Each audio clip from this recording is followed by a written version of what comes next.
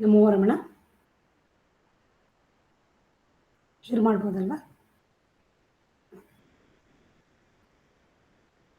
ದಕ್ಷಿಣಾಮೂರ್ತಿ ಸಾರಂಭಾಂ ಶಂಕರಾಚಾರ್ಯ ಮಧ್ಯಮಾಂ ರಮಣಾಚಾರ್ಯ ಪರ್ಯಂತಾಂ ವಂದೇ ಗುರು ಪರಂಪರಾಂ ವಂದೇ ಗುರು ಪರಂಪರಾಂ ವಂದೇ ಗುರು ಪರಂಪರಾಂ.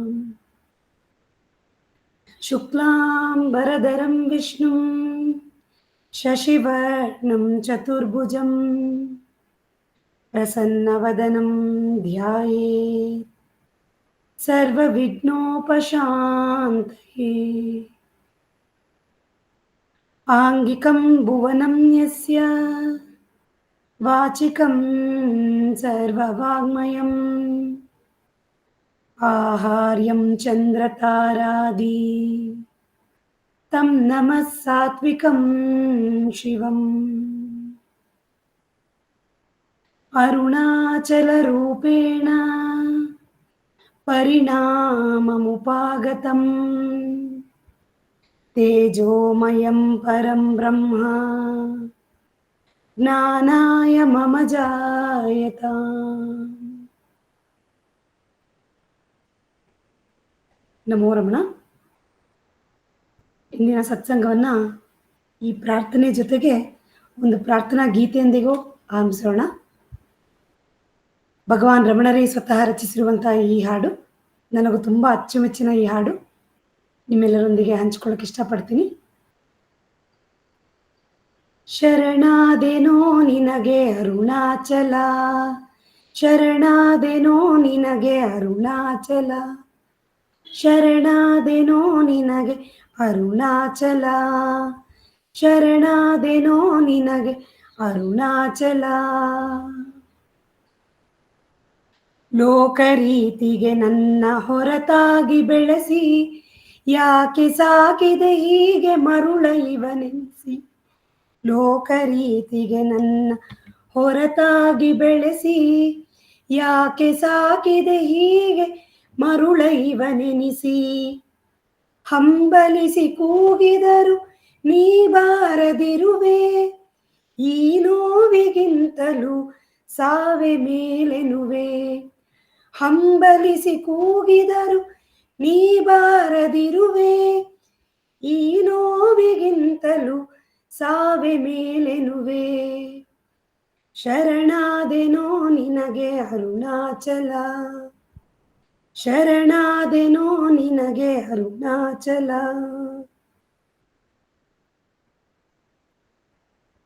ಎಸೆಯಬಹುದೇ ನನ್ನ ಕಸದ ರೀತಿಯಲಿ, ಅರುಣಾಚಲನೆ ನಿನ್ನ ಅಗಲಿ ಹೇಗಿರಲಿ.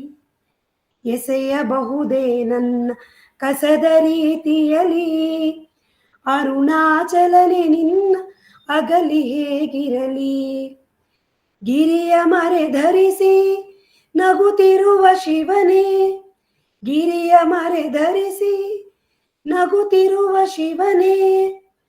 ಕೊರಗುವಿ ಕಂದನಿಗೆ ತೋರೆಯ ಕರುಣೆ, ಕೊರಗುವಿ ಕಂದನಿಗೆ ತೋರೆಯ ಕರುಣೆ. ಶರಣಾದೆನೋ ನಿನಗೆ ಅರುಣಾಚಲ.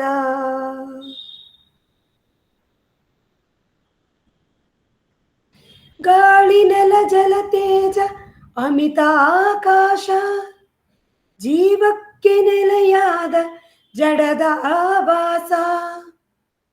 ಗಾಳಿ ನೆಲ ಜಲ ತೇಜ ಅಮಿತ ಆಕಾಶ, ಜೀವಕ್ಕೆ ನೆಲೆಯಾದ ಜಡದ ಆವಾಸ. ಎಲ್ಲವೂ ನೀನೆನಲು ನಾನೊಬ್ಬ ಹೊರತೆ, ಎಲ್ಲವೂ ನೀನೆನಲು ನಾನೊಬ್ಬ ಹೊರತೆ. ನಿನ್ನಲ್ಲೇ ಇರುವೆನ್ನ ಏಕೆ ಪ್ರಭು ಮರೆತೆ, ನಿನ್ನಲ್ಲೇ ಇರುವೆನ್ನ ಏಕೆ ಪ್ರಭು ಮರೆತೆ. ಶರಣಾದೆನೋ ನಿನಗೆ ಅರುಣಾಚಲ, ಶರಣಾದೆನೋ ನಿನಗೆ ಅರುಣಾಚಲ, ಶರಣಾದೆನೋ ನಿನಗೆ ಅರುಣಾಚಲ, ಶರಣಾದೆನೋ ನಿನಗೆ ಅರುಣಾಚಲ.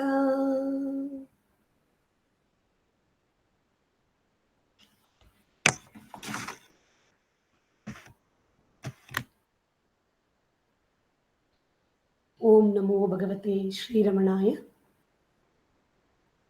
ಆದರಣೀಯ ಗುರುಗಳೇ, ಹಿರಿಯರೇ, ನನ್ನ ಆತ್ಮೀಯ ಬಂಧುಗಳೇ, ಎಲ್ಲರಿಗೂ ನನ್ನ ಹೃದಯಪೂರ್ವಕವಾದ ಪ್ರಣಾಮಗಳು. ಇಂದು ನಾವು ಅತ್ಯಂತ ಮಹತ್ವವಾದ ಆಧ್ಯಾತ್ಮಿಕ ವಿಷಯವಾದ ಶರಣಾಗತಿ ಮತ್ತು ಆತ್ಮವಿಚಾರದ ಬಗೆಗೆ ಚಿಂತನೆ ಮಾಡಲಿದ್ದೇವೆ. ನನಗೆ ತಿಳಿದಿರುವಂತಹ ಕೆಲವು ವಿಷಯಗಳನ್ನು ನಿಮ್ಮೆಲ್ಲರೊಂದಿಗೂ ಈ ಸತ್ಸಂಗದಲ್ಲಿ ಹಂಚಿಕೊಳ್ಳಲು ಬಯಸ್ತೇನೆ. ಈ ಮಾನವ ಜೀವನದ ಉದ್ದೇಶ ಕೇವಲ ಹುಟ್ಟು, ವಿದ್ಯಾಭ್ಯಾಸ, ಉದ್ಯೋಗ, ಸಂಪಾದನೆ, ಕುಟುಂಬ, ಮರಣ ಇವಿಷ್ಟೇ ಅಲ್ಲ. ಇದರೆಲ್ಲದರ ಹಿಂದೆ ಒಂದು ದೊಡ್ಡ ಪ್ರಶ್ನೆ ಇದೆ.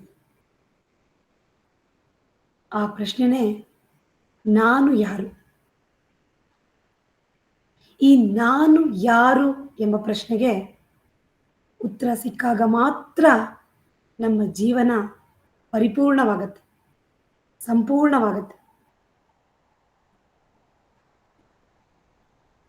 ಈ ನಾನು ಯಾರು ಎಂಬ ಪ್ರಶ್ನೆಯ ಅರಿವಿಗೆ ಅಥವಾ ಅದರ ಉತ್ತರಕ್ಕೆ ಎರಡು ಮಾರ್ಗಗಳಿವೆ. ಅದೇ ಈ ಶರಣಾಗತಿ ಮತ್ತು ಆತ್ಮವಿಚಾರ. ಈ ಶರಣಾಗತಿ ಆತ್ಮವಿಚಾರ ಎರಡು ಕೇಳೋದಕ್ಕೆ ಬೇರೆನೇ ಮಾರ್ಗಗಳು ಅಂತ ಅನ್ಸಿದ್ರೇನು ಎರಡೂ ಒಂದೇ. ಒಂದೇ ನಾಣ್ಯದ ಎರಡು ಮುಖಗಳಿದ್ದಾಗೆ,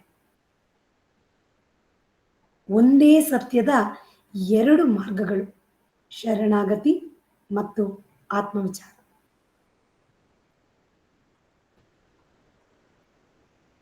ಶರಣಾಗತಿ ಅಂದರೆ ಸೋಲಲ್ಲ ಅಥವಾ ದುರ್ಬಲತೆ ಕೂಡ ಅಲ್ಲ. ನಮ್ಮ ಅಹಂಕಾರವನ್ನು ತ್ಯಜಿಸಿ ಪರಮಾತ್ಮನ ಇಚ್ಛೆಗೆ ಸಂಪೂರ್ಣವಾಗಿ ಶರಣಾಗಿ ತಮ್ಮನ್ನೇ ಅರ್ಪಿಸಿಕೊಂಡು ನಾವು ಮಾಡುವ ಕಾರ್ಯವನ್ನೂ ಅರ್ಪಿಸುವುದೇ ಶರಣಾಗತಿ. ಶರಣಾಗತಿ ಮಾರ್ಗನ ಅನುಸರಿಸಿದ್ರೆ ಜವಾಬ್ದಾರಿಯಿಂದ ಓಡೋದಾಗೆ ಅಂತ ಅನ್ಕೋಬಹುದು. ಖಂಡಿತ ಇಲ್ಲ. ಜವಾಬ್ದಾರಿಯಿಂದ ಓಡೋಗೋದು ಅಂತ ಅರ್ಥ ಅಲ್ಲ. ನಾವು ಮಾಡೋ ಜವಾಬ್ದಾರಿಯನ್ನು ಇನ್ನೂ ಕರ್ತವ್ಯನಿಷ್ಠರಾಗಿ ಭಕ್ತಿಯಿಂದ ಪರಮಾತ್ಮನ ಸ್ಮರಣೆಯಿಂದ ಅವನಿಗೆ ಅರ್ಪಿಸಿ ಮತ್ತಷ್ಟು ಜವಾಬ್ದಾರಿಯಿಂದ ಮಾಡೋದು. ಯಾಕಂದರೆ ನಾವು ಜೀವನದಲ್ಲಿ ಎಲ್ಲ ವಿಷಯಗಳನ್ನು ನಿಯಂತ್ರಿಸ್ತೀವಿ, ನಮ್ಮ ಕೈಲಿ ಆಗತ್ತೆ ಅಂತ ಅನ್ಕೊಂಡ್ಬಿಟ್ಟಿರ್ತೀವಿ. We can control. ಯಾವ ವಿಷಯ ಆದರೂ ನಾವು ನಿಯಂತ್ರಣಕ್ಕೆ ತಗೋಬೋದು. ಈಗ ಈ ಟಾಕ್ ನಡೀತಾ ಇರೋದೇ ಇರ್ಬೋದು, ಒಂದು ಗೂಗಲ್ ಮೀಟೇ ಇರ್ಬೋದು, ನನ್ನ ಕೈಲಿದೆ, ಎಲ್ಲ ನನಗೆ ಗೊತ್ತು ಅನ್ನೋ ಒಂದು ಕಂಟ್ರೋಲಿಂಗ್ ನಿಯಂತ್ರತೆಯ ಒಂದು ಸ್ವಭಾವ ನಮ್ಮಲ್ಲಿ ಎತ್ತಿ ಕುಣಿತಾ ಇದೆ ಅಂತ ಹೇಳ್ಬೋದು. ಆ ನಿಯಂತ್ರತೆಯ ಪ್ರಯತ್ನ ಸದಾ ನಡೀತಾ ಇರುತ್ತೆ. ಆದರೆ ಯಾವುದೂ ನಮ್ಮ ಕೈಲಿಲ್ಲ. ಪ್ರತಿಯೊಂದು ಪರಮಾತ್ಮನ ಇಚ್ಛೆಯಂತೆ ಅವರವರ ಪ್ರಾರಬ್ಧಕ್ಕೆ ಅನುಸಾರವಾಗಿ ಪ್ರತಿಯೊಂದು ಪರಮಾತ್ಮ ನಡೆಸ್ತಾ ಇರ್ತಾನೆ. ಯಾವುದಾಗಬೇಕು ಅಂತ ಇದೆಯೋ ಅದು ಹಾಗೇ ಆಗತ್ತೆ. ಯಾವುದು ಆಗಬಾರ್ದು ಅಂತ ಇದೆಯೋ ಅದು ಎಷ್ಟೇ ಪ್ರಯತ್ನ ಮಾಡಿದ್ರೂ ಆಗಲ್ಲ. ಇದು ಭಗವಾನರು ತಾಯಿಗೆ ನೀಡಿರುವಂತಹ ಮೊದಲನೇ ಉಪದೇಶ. ತಾಯಿಗೆ ಮಾತ್ರ ಅಲ್ಲ, ನಮಗೆಲ್ಲರಿಗೂ ನೀಡಿರುವಂತಹ ಉಪದೇಶ. ಇದನ್ನು ನಾವು ಪ್ರತಿನಿತ್ಯ ಪ್ರತಿ ಕ್ಷಣ ನೆನೆಸ್ಕೊಳ್ತಾನೇ ಇರಬೇಕು. ಯಾಕಂದರೆ ನಮ್ಮಲ್ಲಿ ಇದೆಯಲ್ಲ ಆಗಲೇ ಈ ಅಹಂಭಾವ, ಸರ್ವವನ್ನು ನಾನು ನಿಯಂತ್ರಿಸಬಲ್ಲೆ ಅನ್ನೋ ಒಂದು ಭಾವನೆ. ಅದನ್ನು ಕಡಿತ ಮಾಡಬೇಕು, ಅದನ್ನು ಕಟ್ ಮಾಡಿ ಹಾಕಬೇಕು ಅಂತ ಹೇಳಿದ್ರೆ ಇದನ್ನು ಸದಾ ನೆನಪಲ್ಲಿ ಇಟ್ಕೊಳ್ಬೇಕು. ಮೌನವಾಗಿರುವುದೇ ಲೇಸು. ಶರಣಾಗಬೇಕು. ಮೌನ ಅಂದರೆ ಯಾವುದನ್ನು ಹೇಳದೇ ಇರೋದು ಅಂತಲ್ಲ. ಸಂಪೂರ್ಣವಾಗಿ ಆ ಶಕ್ತಿಗೆ ನಾವು ಶರಣಾಗಬೇಕು. ಈ ಎಲ್ಲವನ್ನು ನಿಯಂತ್ರಿಸುವ ಪ್ರಯತ್ನ ಮಾಡ್ತಾನೇ ಇರ್ತೀವಿ. ನಮ್ಮ ಕೈಲಿ ಇಲ್ಲ ಅನ್ನೋದು ಗೊತ್ತಿದ್ರೇನು. ಆಗೇನಾಗತ್ತೆ ಅಂದರೆ ಎಷ್ಟೊಂದು ಸತಿ ನಾವು ಮಾಡಿರೋ ಪ್ರಯತ್ನಗಳಿಗೆ ಫಲ ಸಿಗೋದಿಲ್ಲ. ಆಗ ನಮ್ಗೇನಾಗೋಗುತ್ತೆ, ನಾನು ಇಷ್ಟೆಲ್ಲ ಮಾಡಿದೆ, ನನಗೆ ಇದು ಸರಿಯಾಗಿ ಉತ್ತರ ಸಿಕ್ಕಿಲ್ಲ ಅನ್ನೋ ಕೋಪ, ಭಯ, ದುಃಖ, ಏನೇನೋ ಬೇರೆ ಬೇರೆ ಎಮೋಷನ್ಸ್ ನಮ್ಮಲ್ಲಿ ಒಂಥರ ಬೇರೆ ಉದ್ವೇಗಗಳು ಬರಕ್ಕೆ ಶುರು ಆಗುತ್ತೆ. ಆದರೆ ಅದೆಲ್ಲವನ್ನೂ ಬದಿಗಿಟ್ಟು ಪರಮಾತ್ಮನಲ್ಲಿ ಶರಣಾಗುತ್ತಾ ನಾವು ಒಂದು ಕರ್ತವ್ಯವನ್ನು ಮಾಡಿದ್ರೆ ಅದರ ಫಲನೂ ನಿನಗೆ. ನಾನು ಏನು ಕೆಲಸ ಮಾಡ್ತಾ ಇದ್ದೀನೋ ಅದೂ ನಿನ್ನಲ್ಲೇ ಅರ್ಪಿಸ್ತಾ ಇದ್ದೀನಿ, ಅದರ ಫಲವನ್ನೂ ಸಹ ನಿನಗೆ ನೀಡ್ತಾ ಇದ್ದೀನಿ ಪರಮಾತ್ಮ ಅಂತ ಹೇಳಿದ್ರೆ ನಮ್ಮ ಜೀವನ ಬಹಳ ಸುಲಭ, ತುಂಬ ಆನಂದಮಯವಾದ ಜೀವನ ನಡೆಸ್ಬೋದು. ಇಷ್ಟೆಲ್ಲ ಸತ್ಸಂಗಗಳ ಕೇಳಿ ಅದೇ ಪ್ರಾಕ್ಟೀಸಲ್ಲಿ ಇದ್ರೂ ನಮ್ಮ ಮನಸ್ಸು ಹಂಗೆ ಹೋಗ್ತಾ ಇದೆ ಅಂದರೆ ಇನ್ನಷ್ಟು ಪ್ರಯತ್ನ ಪಟ್ಟರೆ, ಇನ್ನಷ್ಟು ನಾವು ಇದನ್ನು ಪಾಲಿಸ್ತಾ ಬಂದರೆ ಈ ಎಲ್ಲ ಸತ್ಸಂಗಗಳ ಸಂಪೂರ್ಣ ಫಲ ನಮಗೆ ಸಿಗುತ್ತೆ. ಅದು ಶರಣಾಗತಿಯಿಂದ ಮಾತ್ರ ಸಾಧ್ಯ. ಈಶ್ವರಾರ್ಪಿತಂ ನೇಚ್ಛಯಾ ಕೃತಂ ಚಿತ್ತಶೋಧಕಂ ಮುಕ್ತಿ ಸಾಧಕಂ. ಆ ಪರಮಾತ್ಮನಲ್ಲಿ ಅರ್ಪಿಸ್ತಾ ಎಲ್ಲ ಕೆಲಸವನ್ನು ಅರ್ಪಿಸ್ತಾ ಶರಣಾಗತಿಯೊಂದಿಗೆ ಮಾಡ್ತಾ ಆದರೆ ಚಿತ್ತಶೋಧಕಂ, ಚಿತ್ತವನ್ನು ಶುದ್ಧಿ ಮಾಡೋದ್ರ ಜೊತೆಗೆ ಶೋಧನೆ, ಮನಸ್ಸನ್ನೋದೊಂದು ಇದೆಯಾ, ಈ ನಾನು ಯಾರು ಎನ್ನುವ ವಿಚಾರ ಮಾರ್ಗವನ್ನು ಅನುಸರಿಸಿದ್ರೆ ಮುಕ್ತಿ ಸಾಧಕ. ಮುಕ್ತಿಯ ಮಾರ್ಗಕ್ಕೆ ನಾವು ತಲುಪ್ತೇವೆ. ನಾವೆಲ್ಲ ಯಾವುದಕ್ಕೋಸ್ಕರ ನಾವು ಹಾತೊರಿತಾ ಇದ್ದೀವೋ, ಇಷ್ಟವರೆಗೂ ನೀರಿದೆ ಆದರೂ ಬಾಯಾರಿಕೆಯಿಂದ ಕಾಯ್ತಾ ಇದ್ದೀವೋ, ಆ ಅಮೃತದ ಹನಿ ನಮಗೆ ಬೇಗ ಸಿಕ್ಬಿಡುತ್ತೆ. ಭಗವಾನ್ ರಮಣರು ತೋರಿರುವಂತಹ ಈ ಶರಣಾಗತಿ ಆತ್ಮವಿಚಾರ ಮಾರ್ಗದಲ್ಲಿ ನಾವು ನಡೆದ್ರೆ ಆದಷ್ಟು ಬೇಗ ನಾವೆಲ್ಲರೂ ಆ ಮುಕ್ತಿಯ ಮಾರ್ಗದ ಕಡೆಗೆ ಚಲಿಸ್ಬೋದು, ಅಲ್ಲ ಹೋಗಿ ಸೇರ್ಬೋದು.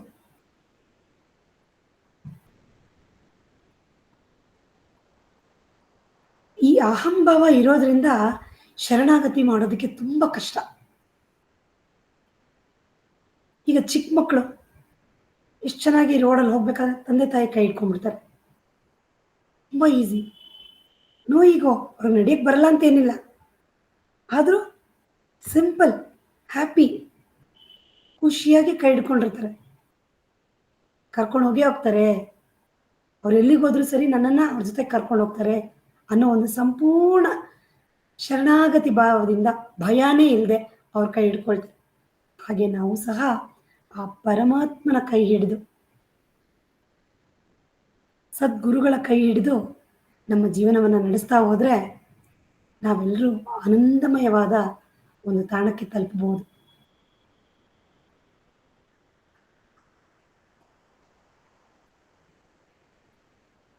ಈ ಅಹಂಕಾರವಿಲ್ಲದೆ ಶರಣಾಗತಿಯಿಂದ ಕೆಲಸ ಮಾಡಿದಾಗ ನಮ್ಮಲ್ಲಿ ನಿಸ್ವಾರ್ಥತೆ ಬರುತ್ತೆ, ಸ್ವಾರ್ಥ ಕಡಿಮೆ ಆಗ್ಬಿಡುತ್ತೆ, ಎಲ್ಲರ ಮೇಲೂ ಪ್ರೀತಿ ಹುಟ್ಟುತ್ತೆ, ಎಲ್ಲರೂ ಸಮಾನ ಅನ್ನೋ ಮನೋಭಾವನೆ ಬರುತ್ತೆ, ನಮ್ಮ ಮನಸ್ಸು ಸ್ಥಿರವಾಗಿರುತ್ತೆ. ಯಶಸ್ಸು ಬಂದಾಗ ಗರ್ವ ಪಡೋದು, ವಿಫಲತೆ ಬಂದಾಗ ನಿರಾಶೆ ಆಗೋದು ಯಾವುದೂ ಇರೋದಿಲ್ಲ. ಎಲ್ಲವೂ ಸಮಾನ, ಪ್ರತಿಯೊಂದು ಆ ಪರಮಾತ್ಮನ ಒಂದು ಪ್ರಸಾದ ಅಂತ ಸ್ವೀಕರಿಸ್ತೀವಿ. ಅದಿಲ್ಲದೆ ಇದ್ರೆ ಬಹಳ ಕಷ್ಟ ಆಗುತ್ತೆ. ನಮಗೇನು ಅಂಥ ಕಷ್ಟ ಇಲ್ಲ, ಆದರೂ ಈ ಮಾರ್ಗಗಳೆಲ್ಲ ಅನುಸರಿಸೋಕ್ಕೆ ಕಷ್ಟ ಅಂತ ನಾವು ಅಂದ್ಕೊಂಡ್ಬಿಟ್ಟಿದ್ದೀವಿ. ಶರಣಾಗತಿ ಮಾರ್ಗದಲ್ಲಿ ಚಲಿಸಿರುವಂಥ ಸಣ್ಣವರಿಂದ ಕೇಳ್ಕೊಂಬರ್ತಾ ಇದ್ದೀವಿ ನಾವು ಕಥೆಗಳು. ಭಕ್ತ ಪ್ರಹ್ಲಾದ ಎಂಥ ಸರೆಂಡರ್, ಏನೇ ಕಷ್ಟ ಕೊಡಲಿ ತಂದೆ, ರೈಟ್, ರೆಡಿ, ಫೇಸ್ ಮಾಡಕ್ಕೆ ರೆಡಿ. ಯಾಕೆ? ಪರಮಾತ್ಮ ಇದ್ದಾನೆ, ಮಹಾವಿಷ್ಣು ಇದ್ದಾನೆ, ನೋಡ್ಕೊಳ್ತಾನೆ. ಹೆದರ್ಲೇ ಇಲ್ಲ, ಯಾವ ವಿಷಯಕ್ಕೂ ಹೆದರ್ಲಿಲ್ಲ. ಬೆಂಕಿಯಲ್ಲಿ ತಳೆದಾಗ, ಆನೆಗಳು ತರಿಸಿದಾಗ, ಯಾವುದು ಮಾಡಿದ್ರು ತಂದೆನೇ ಹಿಡಿದು ಅಷ್ಟು ಕೋಪವಾಗಿ ಕೇಳಿದ್ರು ಇವರಿದ್ದಾನೆ. ಶರಣಾಗತಿ. ಎಷ್ಟೋ ಕಥೆಗಳು ಈ ಥರ. ಮೀರಾಬಾಯಿ ಇರ್ಬೋದು, ಸಕ್ಕುಬಾಯಿ ಇರ್ಬೋದು, ಎಂತೆಂಥ ಕಷ್ಟಗಳು, ಎಂತೆಂಥ ಕಷ್ಟಗಳು. ಆದರೂ ಪರಮಾತ್ಮನ ಚರಣವನ್ನು ಬಿಡದೆ ಸಂಪೂರ್ಣವಾಗಿ ಶರಣಾಗಿದ್ರು. ಈ ಕಥೆ ಎಲ್ಲ ಕೇಳ್ತೀವಿ, 10 ನಿಮಿಷ 15 ನಿಮಿಷ, ಅಥವಾ ಈ ಸತ್ಸಂಗ ಮುಗಿಯೋದು, ಅಥವಾ ಇನ್ನೊಂದು 2 ವಾರ, ಮತ್ತೆ ಮನಸ್ಸು ಯಥಾಸ್ಥಿತಿಗೆ ಬಂದ್ಬಿಡುತ್ತೆ. ಹಾಗಾಗ್ದಿರ ಇರಲಿ ಅಂತ ಇಷ್ಟು ಒಳ್ಳೊಳ್ಳೆ ಸತ್ಸಂಗಗಳು ನಡೀತಾ ಇದೆ. ಮೆಡಿಟೇಷನ್ ಆ್ಯಂಡ್ ಸ್ಟಡಿ ಸರ್ಕಲ್ ಆಗಿರ್ಬೋದು, ರಮಣ ಮಹರ್ಷಿ ಸೆಂಟರ್ ಆಗಿರ್ಬೋದು, ಆಗಾಗ ನಮ್ಮಲ್ಲಿ ಎಚ್ಚರವನ್ನು ಉಳಿಸ್ತಾನೇ ಇದ್ದಾರೆ. ಶಾಂತಿಯೇ ನಮ್ಮ ನಿಜವಾದ ಸ್ವಭಾವ, ಆನಂದವೇ ನಮ್ಮ ನಿಜವಾದ ಸ್ವಭಾವ. ಅದಕ್ಕೆ ಮಾರ್ಗ ಈ ಆತ್ಮವಿಚಾರ ಅಥವಾ ಶರಣಾಗತಿ ಇರ್ಬೋದು ಅಂತ ಆಗಾಗ ಎಚ್ಚರ ನೆನಪನ್ನ ಮಾಡ್ತಾನೇ ಇದ್ದಾರೆ. ಭಗವಂತನ ಹತ್ರ ಇದ್ರೂ ನಾವಿದನ್ನು ಮರೆಯೋ ಚಾನ್ಸಸ್ ಇದೆ. ಮನಸ್ಸಷ್ಟು ಚಂಚಲ ಅನ್ನಕ್ಕೆ ನಮ್ಗೆಲ್ರಿಗೂ ಗೊತ್ತಿದೆ. ನಾಮದೇವ್ ಕತೆ ಆದರೂ ನಿಮ್ಮೆಲ್ಲರೊಂದಿಗೆ ಇವತ್ತು ಹಂಚ್ಕೊಳ್ತೀನಿ. ಒಂದ್ಸತಿ ಭಕ್ತ ಕುಂಬಾರನ ಮನೆಯಲ್ಲಿ ಎಲ್ಲ ವಿಠಲನ ಭಕ್ತರು, ಸಂತ ತುಕಾರಾಮ್, ಜ್ಞಾನೇಶ್ವರ್, ಗೋರಕುಂಬ ಎಲ್ಲರೂ ಸೇರ್ತಾರೆ. ಅನೇಕ ಭಕ್ತರು ಬಂದು ಎಲ್ಲರೂ ಭಜನೆಯನ್ನು ಮಾಡ್ತಾರೆ. ವಿಠಲನ ನಾಮಸ್ಮರಣೆ ನಡೆಯುತ್ತೆ. ಸುಮಾರು ಹೊತ್ತು ವಿಠಲ ನಾಮಸ್ಮರಣೆ ಮಾಡಿ ಎಲ್ಲರೂ ಭಕ್ತಿಯಲ್ಲಿ ಮುಳುಗ್ತಾರೆ. ಆ ಭಕ್ತಿ ಭಜನೆಗೆ ಎಲ್ಲರೂ ಬಂದ ಹಾಗೆ ನಾಮದೇವ್ ಬರ್ತಾರೆ. ಬರುವಾಗಲೇ ಕೇಳ್ತಾರೆ, ಎಷ್ಟೊತ್ತಿರುತ್ತೆ ಭಜನೆ ಕಾರ್ಯಕ್ರಮ? ನಿಮಗೆ ಗೊತ್ತಲ್ಲ, ನಾನು ವಿಠಲನ್ಗೆ ತುಂಬ ಆಪ್ತ, ನಾನು ಬೇಗ ಹೋಗಬೇಕು, ಜಾಸ್ತಿ ಹೊತ್ತು ಇರೋಕ್ಕಾಗಲ್ಲ ಅಂತಾರೆ. ಇಲ್ಲೂ ವಿಠಲನ್ ಸ್ಮರಣೆನೇ, ಆದರೂ ಅವ್ರು ಹೇಳ್ತಾರೆ, ಬರ್ತಾ ಇದ್ದಂಗೆ ನಾನು ಬೇಗ ಹೋಗಬೇಕು. ಆಗಲಿ ಅಂತಾರೆ. ಮತ್ತೆಲ್ಲ ಭಕ್ತರು ಸೇರಿ ಒಂದಷ್ಟು ಹೊತ್ತು ವಿಠಲನ ನಾಮಸ್ಮರಣೆಯನ್ನು ಮಾಡ್ತಾರೆ. ಎಲ್ಲರೂ ಪೂಜೆ ಭಜನೆ ಎಲ್ಲ ಮುಗಿಸಿದ ಮೇಲೆ ತುಂಬ ಸಂತೋಷವಾಗಿರ್ತಾರೆ. ಸಂತ ತುಕಾರಾಮರು ಹೇಳ್ತಾರೆ, ಗೋರಕುಂಬ, ನೀನು ಮಡಿಕೆ ಮಾಡೋದ್ರಲ್ಲಿ ತುಂಬ ತಜ್ಞ, ತುಂಬ ಚೆನ್ನಾಗಿ ಮಾಡ್ತೀಯ. ಅದೇ ರೀತಿ ಯಾವ ಮಡಿಕೆ ಬೆಂದಿದೆ ಯಾವ್ದು ಬೆಂದಿಲ್ಲ ಅಂತ ಪರಿಪಕ್ವವಾಗಿ ಅದನ್ನು ಪರೀಕ್ಷೆನೂ ಮಾಡ್ತೀಯ, ಅದರ ಪಕ್ವತೆನ ನೀನು ಪರೀಕ್ಷೆನೂ ಮಾಡ್ತೀಯ. ಸೊ ಹಾಗಾಗಿ ಅದರಲ್ಲಿ ಯಾವ್ದು ಕರೆಕ್ಟ್ ಅಂತ ನೀನು ಎಕ್ಸ್ಪರ್ಟ್ ಆಗಿಬಿಟ್ಟಿದೆಯಾ, ಹೇಳೋದ್ರಲ್ಲಿ ಎಕ್ಸ್ಪರ್ಟ್ ಇದೆಯಾ. ಈಗ ನಾವು ಇಲ್ಲಿದ್ದೀವಲ್ಲ, ಈ ಭಜನೆ ಕಾರ್ಯಕ್ರಮದಲ್ಲಿ ಸೇರಿದ್ದೀವಲ್ಲ, ಈ ಸತ್ಸಂಗದಲ್ಲಿ ಕೂಡಿದ್ದೀವಲ್ಲ, ಈ ಎಲ್ಲ ಭಕ್ತ ಮಡಿಕೆಗಳು, ಆ ವಿಠಲನ ಭಕ್ತ ಮಡಿಕೆಗಳು ಸರಿಯಾಗಿ ಬೆಂದಿದೆಯಾ ಅಂತ ಪರೀಕ್ಷೆ ಮಾಡಿ ಹೇಳ್ತೀಯಾ ಅಂತ ಕೇಳ್ತಾರೆ. ಅಷ್ಟು ದೊಡ್ಡ ಸಂತರು ಹೇಳಿದ್ಮೇಲೆ ಕುಂಬಾರ ಯಾವ ಒಂದು ಮರು ಯೋಚನೆನೂ ಇಲ್ಲದೆ ಆಗಲಿ ಸ್ವಾಮಿ ಅಂತ ಹೇಳ್ತಾರೆ. ಹೇಳಿದ ತಕ್ಷಣ ಒಂದು ಕೋಲಿನ ಸಹಾಯದಿಂದ ಎಲ್ಲ ಭಕ್ತರ ಒಂದು ತಲೆ ಮೇಲೆ ಒಂದು ಏಟನ್ನು ಹೊಡೆಯುತ್ತಾ ಪರೀಕ್ಷೆ ಮಾಡ್ತಾ ಬರ್ತಾರೆ. ಪ್ರತಿಯೊಬ್ಬರು ಹತ್ರ ಹೋದಾಗಲೂ ಭಕ್ತಿ ಭಾವನೆಯಿಂದ ಇವರು ನಮಸ್ಕರಿಸಿ, ಆ ಭಕ್ತರೂ ನಮಸ್ಕರಿಸಿ, ಮತ್ತೆ ಆ ಕೋಲಿಂದ ಅವರ ತಲೆ ಮೇಲೆ ಒಂದು ಹೊಡೆದಾಗ ಸಂಪೂರ್ಣ ಶರಣಾಗತಿಯಿಂದ ಒಪ್ಕೊಳ್ತಾರೆ. ಆಗ ಇವರು ಕುಂಬಾರ ಪ್ರತಿಯೊಂದು ತಲೆ ಮೇಲೆ ಹೊಡೆದಾಗ್ಲೂ ಹೇಳ್ತಾರೆ, ಈ ಮಡಿಕೆ ಬಂದಿದೆ, ಆಹಾ ಅದ್ಭುತ, ಈ ಮಡಿಕೆ ಬಂದಿದೆ ಅಂತ ಹೇಳಿ ಒಬ್ಬರೊಬ್ಬರು ಭಕ್ತರ ತಲೆ ಮೇಲೆ ಹೀಗೆ ಕೋಲಿನ ಸಹಾಯದಿಂದ ಹೊಡೆದಾಗ ಹೇಳ್ತಾ ಬರ್ತಾರೆ. ಕೊನೆಯಲ್ಲಿ ಇನ್ನೂ ನಾಮದೇವ್ ಹತ್ರ ಹೋಗಬೇಕು. ಆಗ ನಾಮದೇವ್ ಕೋಪ ಬಂದ್ಬಿಡುತ್ತೆ. ಅರೆ, ಒಂದು ಕುಂಬಾರ ನಮ್ಮ ಭಕ್ತಿನೇನು ಟೆಸ್ಟ್ ಮಾಡೋದು? ನಮಗೆ ಗೊತ್ತಿಲ್ವಾ ನಾನು ಎಷ್ಟು ಭಕ್ತಿ ಇದ್ದೀನಿ ಅಂತ? ನಾನು ವಿಠಲನ ಪರಮ ಆಪ್ತ, ನೀನು ಬಂದು ನನ್ನ ತಲೆ ಮೇಲೆ ನೋಡಿಯೋದು ಅಂತ ನಿರಾಕರಿಸ್ಬಿಡ್ತಾರೆ. ಅಷ್ಟೇ ಭಕ್ತಿಯಿಂದ ವಿನಯದಿಂದ ಕುಂಬಾರ ಹೊರಕುಂಬ ಸ್ವಾಮಿ, ಇಲ್ಲಿರೋ ಎಲ್ಲ ಮಡಿಕೆಗಳು ಹದವಾಗಿ ಬೆಂದಿದೆ, ಆದರೆ ಈ ಒಂದು ಮಡಿಕೆ ಇನ್ನು ಸ್ವಲ್ಪ ಹದಕ್ಕೆ ಬರಬೇಕು ಅಂದ್ಬಿಡ್ತಾರೆ. ಮುಗೀತು ಕತೆ. ಎಲ್ಲರೂ ಜೋರಾಗಿ ನಕ್ಬಿಡ್ತಾರೆ. ನಾಮದೇವಿಗೆ ಮತ್ತಷ್ಟು ಕೋಪ, ಒಂಥರ ಅವಮಾನ ಆಗೋಯ್ತು. ಎಲ್ಲರೂ ನಕ್ಬಿಡ್ತಾರೆ. ಏನು ನೀನು ನನ್ನ ಬಗ್ಗೆ ಇಷ್ಟು ಜನದ ಮುಂದೆ ಈ ಥರ ಮಾತಾಡಿದ್ಯಾ? ನೀನೇನು ನನ್ನ ಭಕ್ತಿನ ಟೆಸ್ಟ್ ಮಾಡೋದು? ನಾನು ವಿಠಲನ ಹತ್ರ ಹೋಗಿ ಹೇಳ್ತೀನಿ, ನಿಮ್ಮೆಲ್ಲರ ಬಗ್ಗೆನೂ ಕಂಪ್ಲೇಂಟ್ ಮಾಡ್ತೀನಿ ಅಂತೇಳಿ ಕೋಪ ಮಾಡ್ಕೊಂಡು ಅಲ್ಲಿಂದ ಹೊರಟ್ಬಿಡ್ತಾರೆ. ತುಂಬ ಕೋಪ ಮಾಡ್ಕೊಂಡು ಅಲ್ಲಿಂದ ಹೊರಟು ವಿಠಲನ ದೇವಸ್ಥಾನಕ್ಕೆ ಹೋಗ್ತಾರೆ. ವಿಠಲ ಕಾಯ್ತಾ ಇದ್ದಾನೆ. ನಾಮದೇವ ಬರ್ತಾನೆ, ಇನ್ನೂ ಬಂದಿಲ್ವಲ್ಲ, ಇವತ್ತೇನಾಯ್ತು ಅಂತ ನೋಡ್ತಾ ಇದ್ದಾನೆ. ಏನಾಯ್ತು ಅಂತ ಪರಮಾತ್ಮನಿಗೆ ತಿಳಿದೇ ಇದೆಯಾ? ಖಂಡಿತ ಗೊತ್ತಿದೆ. ಆದರೂ ನೋಡ್ತಾ ಇದ್ದಾನೆ, ನಾಮದೇವ್ ಬರ್ತಾ ಇದ್ದಾನ ಅಂತ ಕಾಯ್ತಾ ಇದ್ದಾನೆ ವಿಠಲ. ನಾಮದೇವ್ ಬಂದ ತಕ್ಷಣ ಜೋರಳು. ಅಯ್ಯಯ್ಯೋ ನಾಮದೇವ, ಏನಾಯ್ತು ನಿನಗೆ ಅಂತ ತಬ್ಬಿಟ್ಕೊಂಡು, ಏನಾಯ್ತು, ಯಾಕೆ ಅಳ್ತಾ ಇದೆಯಾ? ಎಲ್ಲ ಚೆನ್ನಾಗಿದೆಯಾ ತಾನೇ? ನೋಡು, ಇವತ್ತು ನಾವೆಲ್ಲ ಭಕ್ತ ಕುಂಬಾರನ ಮನೇಲಿ ಸೇರಿದ್ವಿ. ಹೌದಾ, ಸಂತೋಷ. ಆದ್ರೆ ಯಾಕೆ ಅಳ್ತಾ ಇದೆಯಾ, ಏನಾಯ್ತು? ನೋಡು, ಅಲ್ಲಿ ಜ್ಞಾನೇಶ್ವರು, ತುಕಾರಾಮು, ಗೋರಕುಂಬ ಎಲ್ಲ ಸೇರ್ಕೊಂಡು ಭಜನೆ ಮಾಡಿದ್ವಿ. ಅದಾದ್ಮೇಲೆ ಎಲ್ರೂ ಭಕ್ತಿಯಿಂದ ತುಂಬಿದ್ಯಾ, ಈ ಮಡಿಕೆ ಟೆಸ್ಟ್ ಮಾಡು ಅಂತ ಹೇಳ್ದ. ಶಿಶು, ಆಮೇಲೆ ಆಮೇಲೆ ಏನಾಯ್ತು? ಈ ಭಕ್ತಿ ಮಡಿಕೆನ ನಾನು ಟೆಸ್ಟ್ ಮಾಡ್ತೀನಿ ಅಂತ ಆ ಕುಂಬಾರ ಅಹಂಕಾರದಿಂದ ಕೋಲನ್ ತಗೊಂಡ್ಬಂದು ಎಲ್ಲರ ತಲೆಗೂ ಹೊಡೆದ. ನನ್ನ ತಲೆಗೂ ಹೊಡಿಯಕ್ಕೆ ಬಂದ. ನಾನು ಬೇಡ ಅಂದೆ. ಅಯ್ಯೋ, ಬೇಡ ಅಂದ್ಬಿಟ್ಯಾ, ಯಾಕೆ ಅಂದ ವಿಠಲ. ನೋಡಿದ್ಯಾ, ನೀನೂ ರೇಗಿಸ್ತಾ ಇದೆಯಾ ನನ್ನ? ನೀನು ನನ್ನ ಅವ್ರ ಜೊತೆ ಸೇರ್ಕೊಂಡು ಯಾಕೆ ತಲೆ ತೆಗಿಸ್ಲಿಲ್ಲ ಅಂತ ಕೇಳ್ತಾ ಇದ್ಯಾ? ನಾನು ನಿನ್ನ ಆಪ್ತ ಅಲ್ವಾ?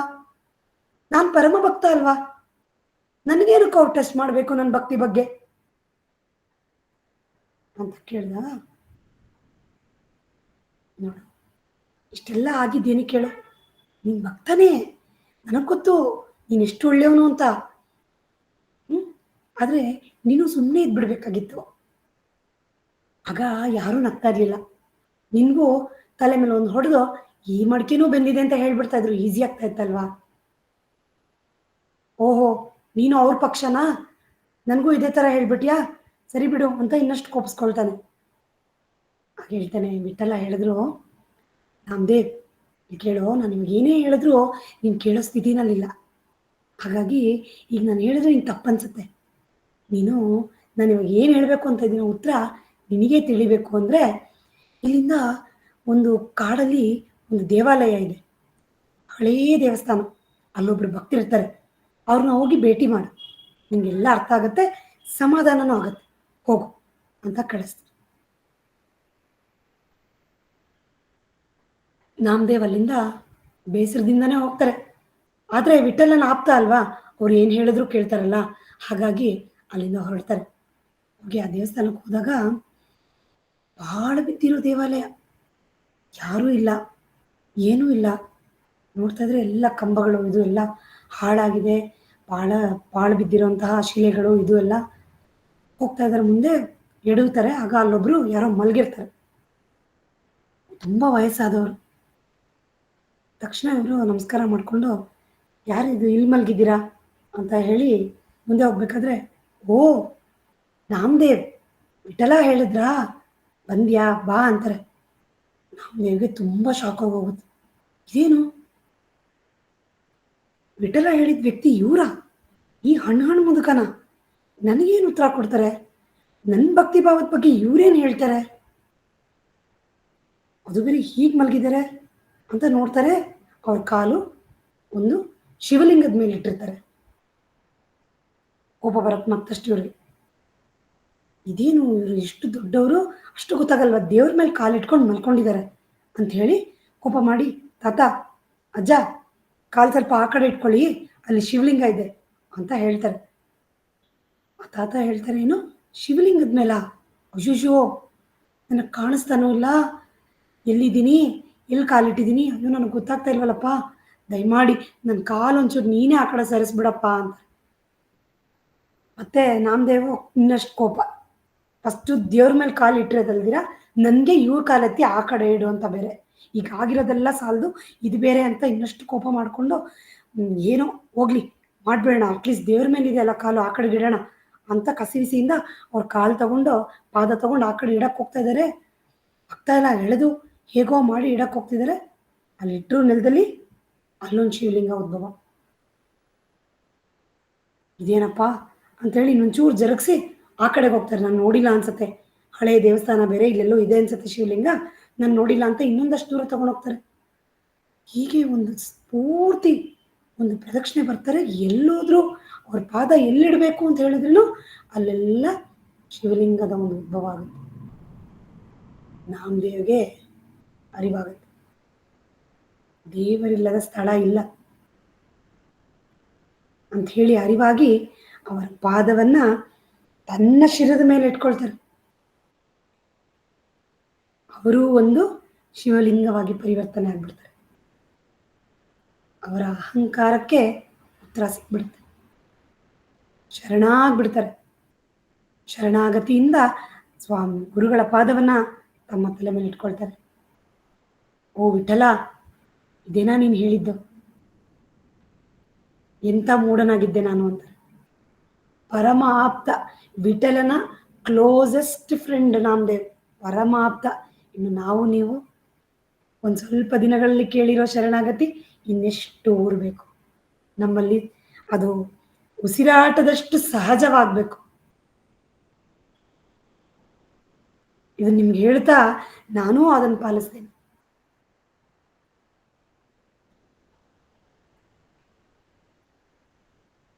ಸರಿ, ಇಷ್ಟೆಲ್ಲ ಶರಣಾಗತಿಗಳನ್ನು ಕೇಳಿದ ಮೇಲೆ ನಾವು ಹೀಗೆ ಇರಬೇಕು, ಇನ್ನು ಮುಂದೆ ಯಾವ ಲೌಕಿಕ ವಿಷಯದಲ್ಲೂ ನಾವು ತಲೆ ಹಾಕದೆ ಮೌನವಾಗಿ ಧ್ಯಾನವಾಗಿ ಶರಣಾಗಿದ್ದು ಬಿಡಬೇಕು. ಪರಮಾತ್ಮನೊಂದನ್ನೇ ನೆನೆಸ್ಕೊಂಡು, ಒಬ್ಬನ್ನೇ ನೆನೆಸ್ಕೊಂಡು ನಾವು ಅದರಲ್ಲೇ ಮುಳುಗ್ಬಿಡ್ಬೇಕು ಅಂತ ಅಂದ್ಕೊಂಡ್ಬಿಡ್ತೀವಿ. ಈ ಲೋಕದಲ್ಲಿ ನಮ್ಮನ್ನು ಕಳಿಸಿರೋದೇ ಬೇರೆ ವಿಷಯಕ್ಕೆ, ಆತ್ಮವಿಚಾರನೇ ಮುಖ್ಯ, ಅದೇ ಮಾಡಬೇಕು.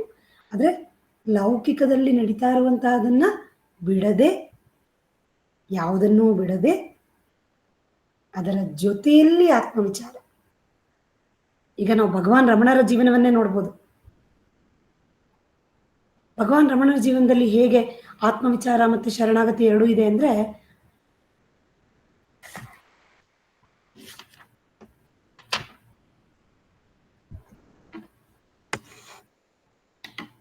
ಬಾಲಕ ವೆಂಕಟರಾಮನ್ 12 ವಯಸ್ಸು, 12 ವಯಸ್ಸು ಇರಬೇಕಾದ್ರೆ ತನ್ನ ತಂದೆಯನ್ನು ಕಳ್ಕೊಂಡ್ಬಿಡ್ತಾರೆ. ಸುಂದರಮಯ್ಯರ್ ಅವ್ರ ತಂದೆಯನ್ನು ಕಳ್ಕೊಂಡ್ಬಿಡ್ತಾರೆ. ಅವರ ಮೃತದೇಹವನ್ನು ಮನೆಯಲ್ಲಿ ಹಿಂಗೆ ಮಲಗಿಸಿದ್ದಾರೆ, ಎಲ್ಲರೂ ಜೋರಾಗಿ ಅಳ್ತಾ ಇದ್ದಾರೆ. ವೆಂಕಟರಾಮನ್ಗೆ ಸಂದೇಹ, ಏನೇನೋ ಮನಸ್ಸಲ್ಲಿ ಪ್ರಶ್ನೆಗಳು. ಇದೇನು ದಿನಾ ಮಲಗಿರೋ ಹಾಗೆ ತಂದೆ ಇವತ್ತು ಮಲಗಿದ್ದಾರೆ, ಆದರೆ ಮನೆಯವರೆಲ್ಲ ಯಾಕೆ ಅಳ್ತಾ ಇದ್ದಾರೆ, ಏನಾಗಿದೆ? ಹಾಗಂದ್ರೆ ನನ್ನ ತಂದೆ ಅಂತ ಕರಿತಾ ಇದ್ದಿದ್ದ ಒಂದು ವಸ್ತು ಈ ದೇಹವನ್ನು ಬಿಟ್ಟು ಹೋಗಿದ್ಯಾ, ಆ ಚೈತನ್ಯ ಇದರಲ್ಲಿ ಇಲ್ವಾ ಅನ್ನೋ ಪ್ರಶ್ನೆಗಳು ಬಾಲಕ ವೆಂಕಟರಾಮನ್ನಲ್ಲಿ ಉದಯಿಸಿದೆ. ತಂದೆ ದೇಹನ ಸ್ವಲ್ಪ ಹೊತ್ತಿನ ನಂತರ ಸ್ಮಶಾನಕ್ಕೆ ತಗೊಂಡೋಗಿ ಸುಟ್ಬಿಡ್ತಾರೆ. ಆಗ ಇನ್ನಷ್ಟು ತಳಮಳ ಇವರಲ್ಲಿ, ಇಲ್ಲ ನಾನು ಅಪ್ಪ ಅಂತ ಕರಿತಾ ಇದ್ದಿದ್ದ ವಸ್ತು ಈ ದೇಹದಲ್ಲಿಲ್ಲ, ಇದ್ದಿದ್ರೆ ಹೀಗೆ ಇಷ್ಟು ಬೆಂಕಿ ಹಾಕಿದಾಗ ದೇಹ ತಡ್ಕೊಳುತ್ತಾ? ಸುಡ್ತಾ ಇದ್ರೆ ಸುಮ್ಮನೆ ಇರೋಕ್ಕಾಗತ್ತಾ? ಇಲ್ಲ, ಆ ಚೈತನ್ಯ ಶಕ್ತಿ ಈ ದೇಹವನ್ನು ಬಿಟ್ಟು ಹೋಗಿದೆ ಅಂತ ಹೇಳಿ ಬಾಲಕ ವೆಂಕಟರಾಮನ್ನಲ್ಲಿ ಒಂದು ಹೊಸ ವಿಷಯ ಉದಯವಾಗುತ್ತೆ. ದೇಹವೇ ಬೇರೆ, ಆತ್ಮವೇ ಬೇರೆ ಅಂತ ಹೇಳಿ ಅವರಲ್ಲಿ ಒಂದು ಈ ವಿಚಾರ ಉದಯವಾಗಿರುತ್ತೆ. ಇದಾದ ಕೆಲವು ವರ್ಷಗಳು ಮತ್ತೆ ಚಿಕ್ಕಪ್ಪನ ಮನೆಯಲ್ಲಿ ವಿದ್ಯಾಭ್ಯಾಸಕ್ಕೋಸ್ಕರ ಮದುವೆಗೆ ಹೋಗಿರ್ತಾರೆ, ಅಲ್ಲೇ ಇರ್ತಾರೆ. ಆವಾಗಲೂ ಇವರಲ್ಲಿ ಒಂಥರ ಸಾವಿನ ಭಯ. ಅವಾಗ ಅವ್ರಿಗೆ 16 ವರ್ಷ, ಮೊದಲನೇ ಬಾರಿ ಅವ್ರಿಗಾದಾಗ 12 ವರ್ಷ, ಈಗ 2ನೇ ಬಾರಿ ಇವರಲ್ಲಿ ಈ ದೇಹ ನಾನಾ, ಈ ಯಾರು ಈ ನಾನು ಅಂದರೆ ಏನು, ಇದ್ಯಾಕೆ ಇದೆಲ್ಲ ಈ ಥರ ಆಗ್ತಾ ಇದೆ, ಸಾವಂದ್ರೆ ಏನು ಅನ್ನೋ ಭಯ, ನೆಕ್ಸ್ಟ್ ಸಾವಿನ ಭಯ ಬರೋದು 16ನೇ ವಯಸ್ಸಲ್ಲಿ.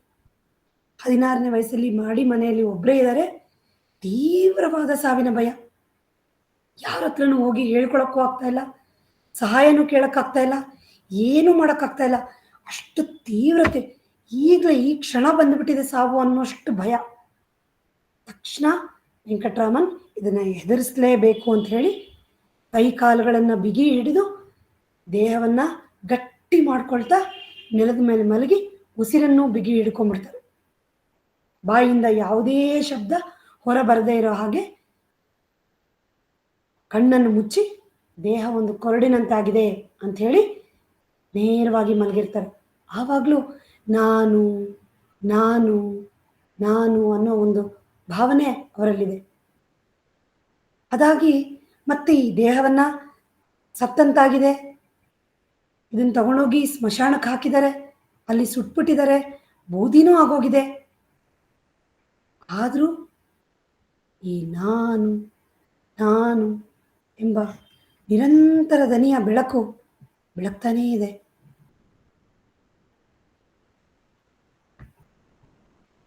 ಈ ಪ್ರಕಾಶಮಾನವಾದ ಬೆಳಕು, ಈ ನಾನು ಎಂಬುದಕ್ಕೆ ಸಾವಿಲ್ಲ, ಈ ದೇಹಕ್ಕೆ ಮಾತ್ರ ಸಾವು. ನಾನು ಎಂಬ ಚೇತನ ಶಕ್ತಿ ಎಂದಿಗೂ ಸಾವಿಲ್ಲ, ಚೇತನ ಶಕ್ತಿಗೆ ಎಂದಿಗೂ ಸಾವಿಲ್ಲ, ಅದು ಅಮರ ಅಂತ ಕಂಡುಕೊಳ್ತಾರೆ, ಅನುಭವಕ್ಕೆ ತರ್ತಾರೆ.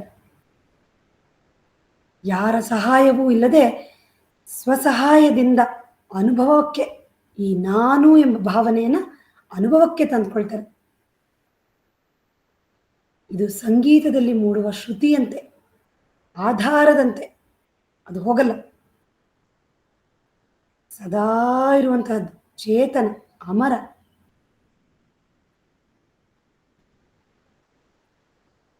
ಈ ನಾನು ಎಂಬುದು ಅಮರವಾದುದು ಎಂದು ತಿಳಿದಾಗ ಬಾಲಕ ವೆಂಕಟರಾಮನ್ ಇನ್ನಿಲ್ಲ, ಮಹರ್ಷಿಯ ಜನನ, ಭಗವಾನ್ ಶ್ರೀ ರಮಣ ಮಹರ್ಷಿಗಳ ಜನನ. ಈ ವಿಚಾರ ಮಾರ್ಗವನ್ನು ತೊಡಗಿದ ನಂತರ ಸಂಪೂರ್ಣ ಶರಣಾಗತಿ. ಮನೆಯನ್ನು ಬಿಟ್ಟು ಹೊರಡೋ ಪ್ರಯತ್ನ ಮಾಡ್ತಾರೆ, ಹೊರಟೇ ಬಿಡ್ತಾರೆ, ಪತ್ರ ಬರೀತಾರೆ, ಅದರಲ್ಲೂ ಶರಣಾಗತಿ. ನಾನು ಅಂತ ಒಂದು ಸೈನ್ ಕೂಡ ಇಲ್ಲ ಅದರಲ್ಲಿ. ಈ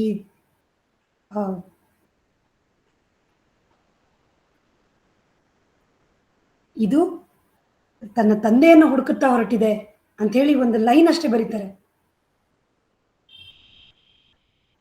ಆ ಒಂದು ಚೇತನ ಶಕ್ತಿ ನನ್ನನ್ನು ಎಲ್ಲಿಗೋ ಕರ್ಕೊಂಡು ಹೋಗುತ್ತೆ ಅನ್ನೋ ನಂಬಿಕೆಯಿಂದ ಮನೆ ಬಿಟ್ಟು ಹೊರಡ್ತಾರೆ. ಯಾವ ವಿದ್ಯಾಭ್ಯಾಸದಾಗಲಿ, ಅಟ್ಲಾಸ್ ಆಗಲಿ, ಒಂದು ಗೂಗಲ್ ಆಗಲಿ, ಯಾವ ಸಹಾಯ ಇಲ್ಲ.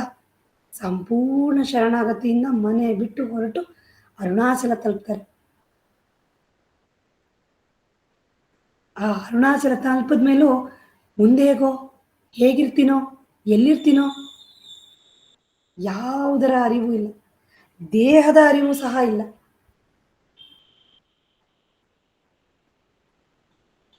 ಕೆಲವು ದಿನ ರೈಲು ಮಾರ್ಗದಲ್ಲಿ, ಕೆಲವು ದಿನ ನಡಿಗೆಯಲ್ಲಿ, ಹೀಗೆ ಸಾಗ್ತಾ 3 ದಿನಗಳ ಕಾಲದಲ್ಲಿ ಭಗವಾನರು ಮಧುರೆಯನ್ನು ಬಿಟ್ಟು ಅರುಣಾಚಲವನ್ನು ತಲುಪ್ತಾರೆ. ಅಲ್ಲಿ ಸಂಪೂರ್ಣ ಶರಣಾಗತಿಯಿಂದ ಅರುಣಾಚಲೇಶ್ವರನನ್ನ ತಬ್ಬಿ ಜೋರಾಗಿ ಹತ್ತು ಕಣ್ಣೀರಿಂದ ಅಭಿಷೇಕವನ್ನು ಮಾಡ್ತಾರೆ. ಇನ್ನೇನೇ ನಡೆದರೂ ಎಲ್ಲ ಪರಮಾತ್ಮನಿಚ್ಛೇನೆ, ಅವನು ಹೇಗಿರಿಸ್ತಾನೋ ಹಾಗೆ ಅಂತೇಳಿ ಎಲ್ಲವನ್ನೂ ಬಿಸಾಡಿ ಕೌಪೀನ ಮಾತ್ರ ಧಾರಣೆ ಮಾಡಿ ದೇವಾಲಯದ ಬೇರೆ ಬೇರೆ ಸ್ಥಳಗಳಲ್ಲಿ ಕುಳಿತು ಧ್ಯಾನಸ್ಥರಾಗಿರ್ತಾರೆ. ಆತ್ಮಜ್ಞಾನದ ಬೆಳಕಲ್ಲಿ, ಆತ್ಮಜ್ಞಾನದಲ್ಲಿ ಮುಳುಗಿರ್ತಾರೆ.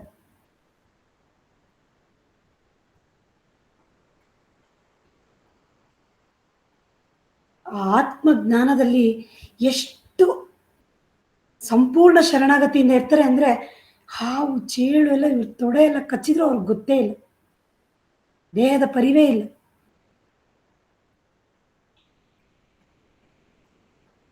ಅದಾಗಿ ಕೆಲವು ದಿನಗಳ ನಂತರ ಕೆಲವೊಂದು ಭಕ್ತರು ಅವ್ರನ್ನ ಕಾಪಾಡಿ ಮತ್ತೆ ಅವರ ದೇಹವನ್ನು ಸಂರಕ್ಷಿಸಿ ಅವರನ್ನೂ ಸಂರಕ್ಷಿಸಿ ಅವ್ರಿಗೆ ಎಷ್ಟೋ ದಿನ ಊಟಗಳನ್ನು ಕೊಟ್ಟಾಗ ಅದನ್ನೂ ಸಹ ಅವ್ರು ತಿಂದಿಲ್ಲ. ಕೆಲವೊಂದು ಭಕ್ತರು ಬಲವಂತವಾಗಿ ಅವ್ರ ಬಾಯಲ್ಲಿ ಊಟವನ್ನು ಹಾಕಿ ಮತ್ತೆ ಮುಚ್ಚಿಟ್ಟು ನೆಕ್ಸ್ಟ್ ಡೇ ಬಂದು ನೋಡಿದ್ರೆ ಅದಲ್ಲೇ ಇದೆಯಂತೆ. ಆತ್ಮಾನಂದದಲ್ಲಿ ಮುಳುಗೋಗಿದ್ದಾರೆ, ಪರಿವೇ ಇಲ್ಲ. ಇವ್ರ ಜೀವನದ ಒಂದೊಂದು ವಿಷಯಗಳನ್ನು ಕೇಳ್ತಾ ಇದ್ರೆ ಅಷ್ಟು ರೋಮಾಂಚನ. ನಮಗೆ ನೆಕ್ಸ್ಟ್ ಏನು, ನೆಕ್ಸ್ಟ್ ಬೆಳಗ್ಗೆ ಆದರೆ ಏನು, ಇನ್ನೊಂದೇನು, ಟಿಫನ್ ಏನು ಮಾಡಬೇಕು, ಅಡುಗೆ ಏನು ಮಾಡಬೇಕು, ನಾಳೆ ಯಾವ ಟಾಕ್ ಇದೆ, ಇನ್ಯಾವ ಸತ್ಸಂಗಕ್ಕೆ ಬುಕ್ ಆಗಿದೆ, ಅಥವಾ ನಮ್ಮ ಪ್ರೋಗ್ರಾಮ್ ಯಾವುದಿದೆ, ಬರೀ ನೆಕ್ಸ್ಟು ನೆಕ್ಸ್ಟು ನೆಕ್ಸ್ಟು ಅಂತ ಯೋಚನೆ. ಭಗವಾನರಿಗೆ ಯಾವ ಒಂದು ಮುಂದಿನ ಆಲೋಚನೆಯೂ ಇಲ್ಲದೆ ಪ್ರತಿಯೊಂದು ಇರೋದು ಈಗಲೇ. There is no tomorrow, there was no yesterday. ನಿನ್ನೆ ನಾಳೆ ಯಾವುದೂ ಇಲ್ಲ, ಪ್ರತಿಯೊಂದು ಇರೋದು ಈಗಲೇ, ಈ ಕ್ಷಣ ಮಾತ್ರ. ಹಾಗೆಯೇ ಅವರ ಜೀವನವನ್ನು ನಡೆಸಿದ್ರು.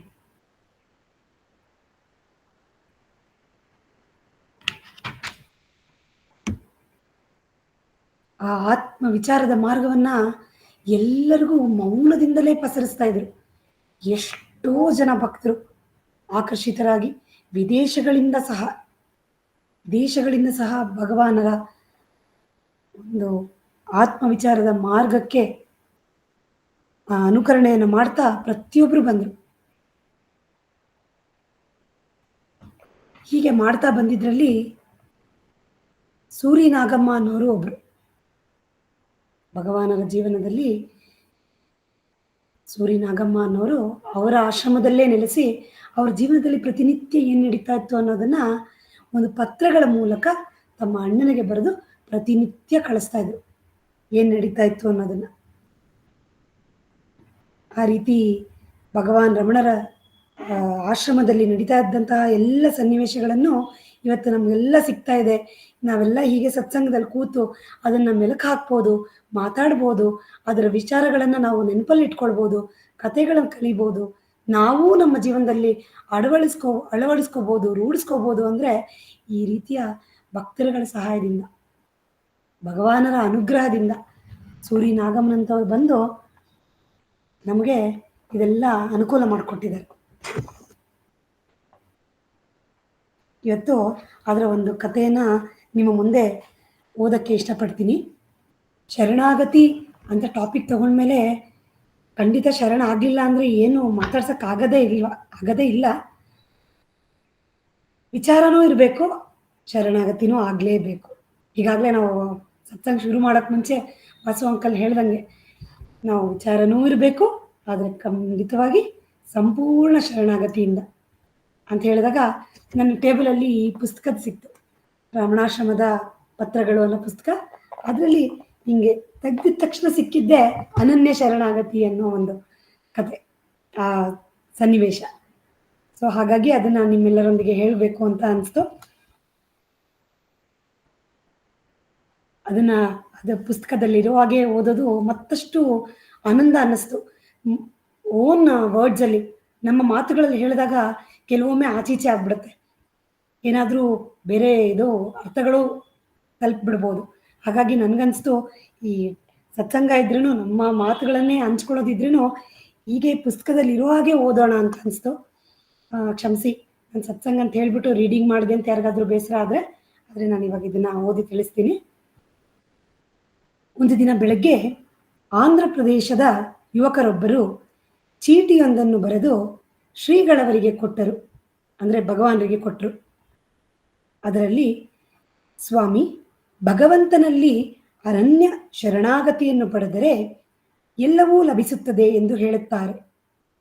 ಸ್ವಾಮಿ, ಭಗವಂತನಲ್ಲಿ ಅನನ್ಯ ಶರಣಾಗತಿಯನ್ನು ಪಡೆದರೆ ಎಲ್ಲವೂ ಲಭಿಸುತ್ತದೆ ಎಂದು ಹೇಳುತ್ತಾರೆ. ಅನನ್ಯ ಶರಣಾಗತಿ ಎಂದರೆ ಒಂದೆಡೆ ಸ್ಥಿರವಾಗಿ ಕುಳಿತುಕೊಂಡು ಬೇರೇನನ್ನೂ ಚಿಂತಿಸದಿರುವುದು ಮತ್ತು ಶರೀರ ಪೋಷಣೆಗೆ ಅವಶ್ಯಕವಾದ ಆಹಾರಾದಿಗಳ ಚಿಂತನೆಯೂ ಕೂಡ ತ್ಯಜಿಸಿ ಸದಾಕಾಲ ಭಗವಂತನನ್ನೇ ಸ್ಮರಿಸುತ್ತಿರುವುದು. ಎಂದೇನು? ಮತ್ತೆ ಕಾಯಿಲೆಯಾದರೆ ಚಿಕಿತ್ಸೆ ಮತ್ತು ಔಷಧಗಳಿಗೂ ಸಹ ಯತ್ನಿಸದೆ ಕಾಯಿಲೆ ಆರೋಗ್ಯ ಎಲ್ಲವೂ ಭಗವಂತನ ಇಚ್ಛೆ ಎಂದು ಭಾವಿಸಿ ಸುಮ್ಮನಿದ್ದು ಬಿಡಬೇಕೇ? ಗೀತೆಯಲ್ಲಿ ಸ್ಥಿತಪ್ರಜ್ಞನನ್ನು ಕುರಿತು ವಿಹಾಯ ಕಾಮಾನ್ ಯಹ ಸರ್ವಾನ್ ಪುಂಶಂ ಪುಂ ಪುಮಾಂಶ್ಚರತಿ ನಿಸ್ಪೃಹ ನಿರ್ಮಮೋ ನಿರಹಂಕಾರ ಸ ಶಾಂತಿ ಮದಿಗಚ್ಚತಿ ಎಂದು ಹೇಳಿರುವುದರಿಂದ ಸಮಸ್ತ ಕೋರಿಕೆಗಳನ್ನು ತ್ಯಜಿಸಿಬಿಡಬೇಕು ಎಂದಲ್ಲವೇ ಎಂದು ತೋರುತ್ತದೆ. ಆದುದರಿಂದ ನಾವು ಭಗವಂತನನ್ನೇ ಸ್ಮರಿಸುತ್ತಾ ಆಹಾರ ಪಾನೀಯಾದಿಗಳು ಭಗವಂತನ ಆದೇಶದಂತೆಯೇ ಅಯಾಚಿತವಾಗಿ ಲಭಿಸಿದರೆ ಮಾತ್ರ ಸ್ವೀಕರಿಸಬೇಕು, ಅಥವಾ ಅಲ್ಪ ಸ್ವಲ್ಪ ಪ್ರಯತ್ನವನ್ನೂ ಮಾಡಬಹುದೇ? ಭಗವಾನರು ಈ ಶರಣಾಗತಿಯ ರಹಸ್ಯವನ್ನು ವಿವರಿಸಿ ಅನುಗ್ರಹಿಸಬೇಕು ಎಂದು ಪ್ರಾರ್ಥಿಸಿದರು. ನಿಮಗೆ ಎಲ್ಲ ಇರೋ ಥರನೇ ಡೌಟು ಇವ್ರಿಗೂ ಬಂದಿದೆ. ಹಾಗಾಗಿ ಇವರು ಪರಮಾತ್ಮನಲ್ಲಿ ಭಗವಾನ್ ರಮಣರಲ್ಲಿ ಒಂದು ಚೀಟಿಯಲ್ಲಿ ಬರೆದು ಈ ಪ್ರಶ್ನೆಯನ್ನು ಕೇಳ್ತಾರೆ. ಭಗವಾನರು ಆ ಕಾಗದವನ್ನು ಓದಿ ನೋಡಿ ಸಾವಧಾನವಾಗಿ ಹತ್ತಿರವಿದ್ದವರೊಡನೆ ಹೀಗೆ ತಿಳಿಸಿದರು. ನೋಡಿ, ಅನನ್ಯ ಶರಣಾಗತಿ ಎಂದರೆ ಬೇರಾವ ಚಿಂತನೆಯೂ ಮಾಡದಿರಬೇಕೆಂಬುದು. ನಿಜವಾದರೂ ಶರೀರ ಪೋಷಣೆಗೆ ಅತ್ಯವಶ್ಯಕವಾದ ಅನ್ನಪಾನಾದಿಗಳ ಚಿಂತನೆಯನ್ನು ಬಿಟ್ಟು ಬಿಡಬೇಕೇ ಎಂದರೆ ಏನು ಹೇಳುವುದು?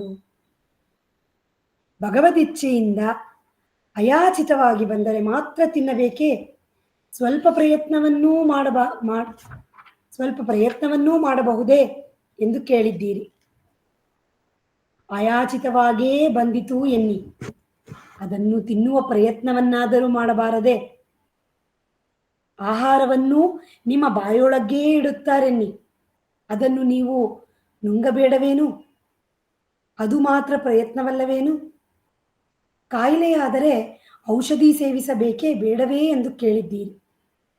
ಕಾಯಿಲೆಯ ಆರೋಗ್ಯ ಎಲ್ಲವನ್ನೂ ಭಗವಂತನಿಗೇ ಒಪ್ಪಿಸಿ ಸುಮ್ಮನಿರಬೇಕೇ ಎಂದು ಕೇಳಿದ್ದೀರಿ. ಕ್ಷುದ್ವ್ಯಾಧೆ ಆಹಾರಂ ಎಂದು ತಿಳಿದವರು ಹೇಳಿರುತ್ತಾರೆ. ಇದಕ್ಕೆ ಎರಡರ್ಥ. ಹಸಿವು ಎಂಬುದು ಒಂದು ವ್ಯಾಧಿ, ಆ ವ್ಯಾಧಿಗೆ ಆಹಾರ ಎಂಬ ಔಷಧವನ್ನು ಕೊಡಬೇಕು ಎಂದು. ಇನ್ನೊಂದು, ವ್ಯಾಧಿಗೆ ಔಷಧವನ್ನು ಕೊಡುವಂತೆ ಹಸಿವಿಗೂ ಔಷಧವನ್ನು ಕೊಡಬೇಕು ಎಂದು. ಶಂಕರಾಚಾರ್ಯರು ಬರೆದಿರುವ ಸಾಧನಾ ಪಂಚಕದಲ್ಲಿ ಕ್ಷುದ್ವ್ಯಾಧಿಶ್ಚ ಚಿಕಿತ್ಸ್ಯಾತ್ಯಾಂ ತಾಂ ಪ್ರತಿದಿನಂ ಭಿಕ್ಷೌಷಧಂ ಭುಜ್ಯತಾಂ ಎಂದು ಹೇಳಿದ್ದಾರೆ.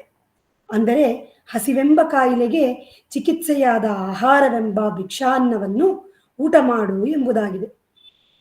ಭಿಕ್ಷಕ್ಕಾದರೂ ಹೋಗಬೇಕಲ್ಲವೇ?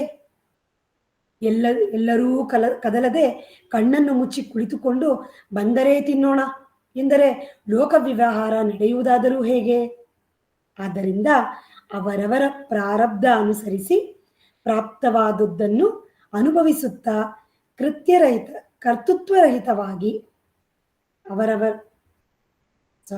ಕರ್ತೃತ್ವರಹಿತರಾಗಿರಬೇಕು. ನಾನು ಮಾಡುತ್ತೇನೆ ಎಂಬುದೇ ಬಂಧನ. ಆ ಬಂಧನವು ಬಾರದಂತೆ ಮಾಡುವ ವಿಧಾನವನ್ನು ಯೋಚಿಸಿ ಅರಿತುಕೊಳ್ಳಬೇಕು ಅಷ್ಟೇ ಹೊರತು ಹಸಿವಿಗೆ ಆಹಾರ, ಕಾಯಿಲೆಗೆ ಔಷಧಿ ಇವುಗಳನ್ನು ಕೊಡಬೇಕೇ ಬೇಡವೇ ಎಂಬ ಮುಂತಾದ ಆಲೋಚನೆಗಳಲ್ಲೇ ಕಾಲಹರಣ ಮಾಡುತ್ತಿದ್ದರೆ ಕೊನೆಯಿಲ್ಲದ ಇಂತಹ ಅನೇಕ ಅನುಮಾನಗಳು ಬರುತ್ತಲೇ ಇರುತ್ತವೆ. ನೋವಾದರೆ ಅಯ್ಯೋ ಎನ್ನಬಹುದೇ? ಉಸಿರು ಬಿಟ್ಟ ನಂತರ ಗಾಳಿಯನ್ನು ಒಳಗೆ ತೆಗೆದುಕೊಳ್ಳಬೇಕೇ ಎಂಬ ಅನುಮಾನಗಳು ಬರಲು ಪ್ರಾರಂಭವಾಗುತ್ತವೆ. ಈಶ್ವರ, ಕರ್ಮ ಎಂದು ಏನು ಬೇಕಾದರೂ ಕರೆಯಿರಿ, ಆದರೆ ಕರ್ತನೊಬ್ಬನು ಮನುಷ್ಯರ ಸಂಸ್ಕಾರಗಳನ್ನು ಅನುಸರಿಸಿ ಎಲ್ಲವನ್ನೂ ತಾನೇ ನಡೆಸುತ್ತಿರುತ್ತಾನೆ. ಎಲ್ಲ ಭಾರವನ್ನು ಅವನಿಗೆ ವಹಿಸಿ ಬಂಧನಗಳೇನನ್ನೂ ಹೊಂದಿರದೆ ನಡೆಯುವುದೆಲ್ಲವನ್ನು ತನ್ನಷ್ಟಕ್ಕೆ ತಾನೇ ನಡೆಯುತ್ತದೆ. ನೆಲದ ಮೇಲೆ ನಡೆಯುತ್ತೇವೆ, ಹೆಜ್ಜೆ ಹೆಜ್ಜೆಗೂ ಕಾಲುಗಳನ್ನು ಎತ್ತಿಡಬೇಕೆಂಬುದನ್ನು ಗಮನಿಸುತ್ತಲೇ ಇರುತ್ತೇವೆ ಏನು? ಉಸಿರಾಡುವುದು ಹಾಗೆಯೇ. ಪ್ರತಿ ಕ್ಷಣವೂ ಉಸಿರನ್ನು ಎಳೆದುಕೊಳ್ಳಬೇಕು, ಮತ್ತೆ ಹೊರಗೆ ಬಿಡಬೇಕು ಎಂದು ಪ್ರಯತ್ನಿಸುವುದಿಲ್ಲ ಅಲ್ಲವೇ? ಹಾಗೆಯೇ ಇಲ್ಲಿಯೂ ಬೇಡವಾಗಿರುವುದನ್ನೆಲ್ಲ ಬಿಟ್ಟು ಬಿಡಲಾಗುವುದಿಲ್ಲವೇನು? ಮಾಡಬೇಕು ಎಂದೆಣಿಸುವುದನ್ನೆಲ್ಲ ಮಾಡಲು ಸಾಧ್ಯವೇನು? ತಿಳಿದೋ ತಿಳಿದೆಯೋ ಜನರಿಂದ ಅಪ್ರಯತ್ನವಾಗಿ ಎಷ್ಟೋ ಕೆಲಸಗಳು ನಡೆಯುತ್ತಿವೆಯಲ್ಲವೇ? ಭಗವಂತನಲ್ಲಿ ಅನನ್ಯ ಶರಣಾಗತಿಯನ್ನು ಹೊಂದುವುದು ಎಂದರೆ ಅನ್ಯ ವಿಷಯಗಳ ಚಿಂತನೆಯನ್ನು ಬಿಟ್ಟು ನಮ್ಮ ಮನಸ್ಸನ್ನು ಭಗವಂತನಲ್ಲೇ ನೆಲೆಸಬೇಕು ಎಂದು. ನಮ್ಮ ಮನಸ್ಸು ಅವನಲ್ಲಿ ಎಷ್ಟೆಷ್ಟು ಮಗ್ನವಾಗುತ್ತದೋ ಅಷ್ಟಷ್ಟು ಇತರ ಚಿಂತನೆಗಳು ದೂರವಾಗಿ ಮನಸ್ಸು ಮತ್ತು ಕೆಲಸ ಇವುಗಳೆಲ್ಲವೂ ಭಗವತ್ಪರವಾಗಿದ್ದರೆ ನಮ್ಮ ಜವಾಬ್ದಾರಿ ಎಲ್ಲವೂ ಅವನ ಮೇಲೆ ಇರುತ್ತದೆ. ಗೀತೆಯಲ್ಲಿ ಭಗವಂತನು ಅರ್ಜುನನಿಗೆ ಹೇಳಿದ ಹಾಗೆ ಅನನ್ಯಾಶ್ಚಿಂತಯಂತೋ ಮಾಂ ಯೇ ಜನಾಃ ಪರ್ಯುಪಾಸತೆ ತೇಷಾಂ ನಿತ್ಯಾಭಿಯುಕ್ತಾನಾಂ ಯೋಗಕ್ಷೇಮಂ ವಹಾಮ್ಯಹಂ. ಗೀತೆಯಲ್ಲಿ ಭಗವಂತನು ಅರ್ಜುನನಿಗೆ ಹೀಗೆ ಹೇಳಿರುತ್ತಾನೆ. ಅರ್ಜುನನು ಯುದ್ಧವನ್ನು ಮಾಡಬೇಕಾಗಿದೆ. ಆದ್ದರಿಂದ ಆ ಭಾರವನ್ನು ನನ್ನ ಮೇಲೆ ಹಾಕಿ ನಿಶ್ಚಿಂತೆಯಿಂದ ನೀನು ನಿನ್ನ ಕೆಲಸವನ್ನು ಮಾಡು. ನೀನು ಕೇವಲ ನಿಮಿತ್ತ ಮಾತ್ರ ಎಲ್ಲವನ್ನೂ ನಾನೇ ನೋಡಿಕೊಳ್ಳುತ್ತೇನೆ, ಯಾವುದೂ ನಿನ್ನನ್ನು ಅಂಟುವುದಿಲ್ಲ ಎಂದು ಹೇಳಿದ್ದ. ಆದರೆ ಒಂದು ಅನನ್ಯ ಶರಣಾಗತಿಯನ್ನು ಈ ಅನನ್ಯ ಶರಣಾಗತಿಯನ್ನು ಮಾಡುವುದಕ್ಕೆ ಯಾರು ಅದನ್ನು ಮಾಡುವವರು ಎಂಬುದನ್ನು ಮೊದಲು ತಿಳಿದುಕೊಳ್ಳಬೇಕು. ನಮ್ಮ ಯಾವ ಚಿಂತನೆಯೂ ಇಲ್ಲದ ಹೊರತು ಅದು ನಿಜವಾದ ಶರಣಾಗತಿ ಆಗಲಾರದು. ಯಾವ ಚಿಂತನೆಯೂ ಇಲ್ಲದಿರುವಾಗ ಉಳಿದಿರುವುದು ತಾನೇ ಅದು ನಾನೇ ಅಲ್ಲವೇನು? ಅಂದರೆ ತನ್ನಲ್ಲಿ ತಾನೇ ಶರಣಾಗಬೇಕು ಎಂದ ಹಾಗಾಯಿತು. ಶರಣಾಗತಿಯು ಭಕ್ತಿಪರವಾದರೆ ಭಗವಂತನ ಮೇಲೆ ಎಲ್ಲ ಭಾರವನ್ನು ಹಾಕಿ ತನ್ನ ಕೆಲಸಗಳನ್ನು ತಾನು ಮಾಡುತ್ತಿದ್ದರೆ ಕೊನೆಗೆ ತಾನಾರು ಎಂಬುದು ತನಗೆ ಅರಿವಾಗುತ್ತದೆ. ಯಾವ ದಾರಿಯಲ್ಲಿ ಹೋದರೂ ಫಲ ಒಂದೇ. ಶರಣಾಗತಿ ಎಂದರೆ ತನ್ನ ನಿಜ ಸ್ವರೂಪವನ್ನು ವಿಚಾರ ಮಾಡಿ ಅರಿತುಕೊಂಡು ತನ್ನಲ್ಲಿ ನೆಲೆಸುವುದೇ. ತನ್ನನ್ನು ಬಿಟ್ಟು ಬೇರಿನ್ನೇನಿದೆ ಎಂದರು ಭಗವಾನರು. ಆ ಯುವಕ ಅದನ್ನು ಅರಿಯುವ ಮಾರ್ಗವೋ ಎಂದು ಪ್ರಶ್ನಿಸಿದರು. ಭಗವಾನರು ಗೀತೆಯಲ್ಲಿ ಅನೇಕ ಮಾರ್ಗಗಳನ್ನು ಹೇಳಿದ್ದಾರೆ. ಧ್ಯಾನ ಮಾಡು ಎಂದಿದ್ದಾರೆ. ಅದಕ್ಕೆ ತಕ್ಕ ಶಕ್ತಿ ಇಲ್ಲವಾದರೆ ಭಕ್ತಿ, ಅದಿಲ್ಲದಿದ್ದರೆ ಯೋಗ, ನಿಷ್ಕಾಮ ಕರ್ಮ ಮೊದಲಾದ ಅನೇಕ ದಾರಿಗಳನ್ನು ತಿಳಿಸಿ ಹೇಳಿದ್ದಾರೆ. ಯಾವುದಾದರೂ ಒಂದು ಮಾರ್ಗವನ್ನು ಅನುಸರಿಸಿ ಹೋಗಬೇಕು. ತಾನು ಯಾವಾಗಲೂ ಇರುವವನೇ ಅಲ್ಲವೇ? ಅವರವರ ಸಂಸ್ಕಾರಗಳನ್ನು ಅನುಸರಿಸಿ ಕೆಲಸಗಳು ತಮ್ಮಷ್ಟಕ್ಕೆ ತಾವೇ ನಡೆಯುತ್ತವೆ. ನಾನು ಮಾಡುತ್ತಿದ್ದೇನೆ ಎಂಬುದೇ ಬಂಧನ. ವಿಚಾರದಿಂದ ಈ ತಪ್ಪು ಭಾವನೆಯನ್ನು ನಿರ್ಮೂಲ ಮಾಡಿಕೊಂಡರೆ ಈ ಬಗೆಯ ಪ್ರಶ್ನೆಗಳು ಏಳುವುದೇ ಇಲ್ಲ. ಕೇವಲ ಕಣ್ಣು ಮುಚ್ಚಿ ಕುಳಿತು ಬಿಟ್ಟರೆ ಶರಣಾಗತಿಯಾಗಿ ಬಿಡುವುದಿಲ್ಲ. ಎಲ್ಲರೂ ಹಾಗೆ ಕುಳಿತರೆ ಈ ಲೋಕಯಾತ್ರೆ ನಡೆಯುವ ಬಗೆ ಹೇಗೆ ಎಂದು ಹೇಳುತ್ತಾ ಭಗವಾನರು ಭೋಜನಶಾಲೆಯ ಕಡೆ ಗಂಟೆ ಬಾರಿಸಿತು ನೋಡಿ ಎಂದು ನಗುತ್ತಾ, ಅದೋ ಗಂಟೆ ಶಬ್ದಕ್ಕೆ ಊಟಕ್ಕೆ ಹೋಗೋಣ, ಎದ್ದು ಹೋಗಬೇಕಲ್ಲವೇ ಎಂದು ಎಲ್ಲರೂ ಹೊರಟರು. ಎಷ್ಟು ಅದ್ಭುತವಾದ ಸಂಗತಿ! ನಿಮಗೆ ಇನ್ಯಾವುದು ಡೌಟೇ ಬರಬಾರ್ದು. ಆಗ್ಲೇ ಎಲ್ಲ ಡೌಟ್ಗಳು ಬಂದ್ಬಿಟ್ಟಿದೆ, ಅದಕ್ಕೆ ಉತ್ತರಗಳು ಸಿಕ್ಕಿದೆ. ಭಗವಾನರು ಆ ಉತ್ತರಗಳು ಎಲ್ಲೂ ಹೋಗದೆ ಇರಲಿ, ಎಲ್ಲರಲ್ಲೂ ಇರಲಿ ಅಂತ ಹೇಳಿ ಅವರ ಅನುಗ್ರಹ ಮಾಡಿ ಅವರ ಭಕ್ತರುಗಳು ಅದನ್ನು ಸಂಗ್ರಹಿಸಿಡೋ ಹಾಗೂ ಮಾಡಿದ್ದಾರೆ. ಅದನ್ನ ನಾವೆಲ್ಲರೂ ಸತ್ಸಂಗದಲ್ಲಿ ಓದಿ ಅದರ ಒಂದು ಫಲವನ್ನು ಪಡೆಯುವಂತೆ ಮಾಡಿದ್ದಾರೆ. ಇಂತಹ ಅನುಗ್ರಹ.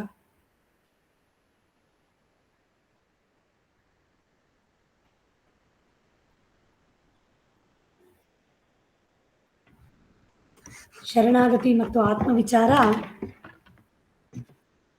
ಬೇರೆ ಅಲ್ಲ, ಒಂದೇ ಅನ್ನೋದನ್ನ ಭಗವಾನರು ಸಹ ಮತ್ತೊಮ್ಮೆ ನಮ್ಮೆಲ್ಲರಿಗೂ ಮನನ ಮಾಡಿಸಿದ್ದಾರೆ.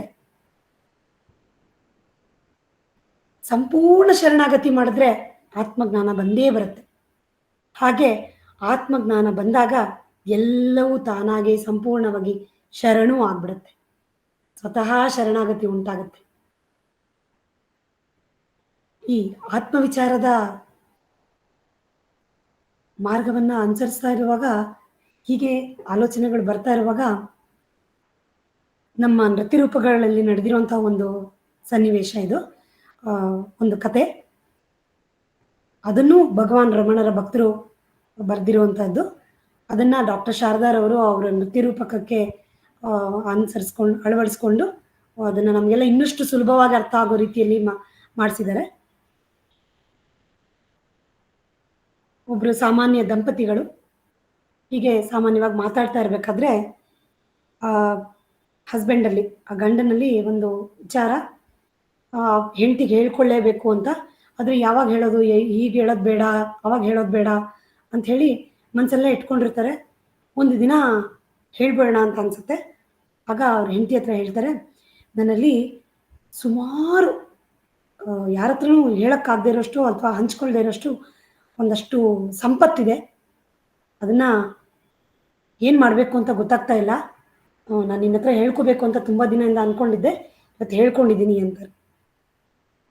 ಹೆಂಡತಿಗೆ ತಕ್ಷಣ ಒಂದು ಜನರಲ್ ಆದ ಆಲೋಚನೆ, ಇವರಲ್ಲಿ ಇಷ್ಟು ಸಂಪತ್ತಿದೆ, ಇಷ್ಟು ವರ್ಷಗಳ ಕಾಲ ಆಯಿತು ನಾವು ಮದುವೆ ಆಗಿ, ನನ್ನ ಮಗಳೇ ಮದುವೆ ವಯಸ್ಸಿಗೆ ಬಂದ್ಬಿಟ್ಟಿದ್ದಾಳೆ, ಆದರೂ ಇವ್ರು ನನಗೆ ಹೇಳ್ಕೊಂಡೇ ಇಲ್ಲ. ಇಷ್ಟು ಆಸ್ತಿ ಇದೆ, ಸಂಪತ್ತಿದೆ ಅನ್ನೋದನ್ನು ಅದು ನಿಗೂಢವಾಗಿ ಇಟ್ಟಿದ್ದೀನಿ ಅಂತ ಇವತ್ತು ಹೇಳ್ತಾ ಇದ್ದಾರಲ್ಲ, ಹೇಗಾದರೂ ಮಾಡಿ ಇದನ್ನು ನಾನು ತೊಗೊಂಡ್ಬಿಡ್ಬೇಕು, ಇವತ್ತು ಇದನ್ನು ನಾನು ಪಡ್ಕೊಳ್ಳೇಬೇಕು, ನನ್ನ ಹೆಸರಿಗೆ ಹಸ್ತಾಂತರಿಸ್ಕೊಂಡ್ಬಿಡ್ಬೇಕು ಅಂತ ಹೊಂಚಾಗ್ತಾ ಇರ್ತಾರೆ. ಇದನ್ನ ಹೆಂಗಸ್ರ ಕೈಲಿ ಹೇಳಾದ್ಮೇಲೆ ಮತ್ತೆ ಅದು ಹಾಗೆ ಸೀಕ್ರೆಟಾಗಿ ಉಳಿಯುತ್ತಾ? ಯಾರಿಗೂ ಹೇಳೋದು ಬೇಡ ಅಂದ್ಕೊಂಡಿರ್ತಾರೆ, ಮಗಳಿಗೆ ಹೇಳ್ಬಿಡ್ತಾರೆ. ಮಗಳೂ ಪೂರ್ತಿ ಉತ್ಸಾಹ, ಓಹೋ ಅಪ್ಪನ ಹತ್ರ ಇಷ್ಟೊಂದು ಆಸ್ತಿ ಇದೆಯಂತೆ, ಅದು ನಿಗೂಢವಾಗಿ ಇಟ್ಟಿದ್ದಾರಂತೆ, ನಮಗೆ ಕೊಡದೆ, ಇದನ್ನು ಹೇಗಾದರೂ ಸರಿ ನಾನು ಪಡ್ಕೊಬೇಕು, ಅಮ್ಮ ನನಗೆ ಹೇಳಿದ್ದು ಒಳ್ಳೇದೇ ಆಯಿತು ಅಂಥೇಳಿ ಅವ್ರ ಮಗಳೂ ಪೂರ್ತಿ ಆಸ್ತಿ ಮೇಲೆ ಕಣ್ಣು.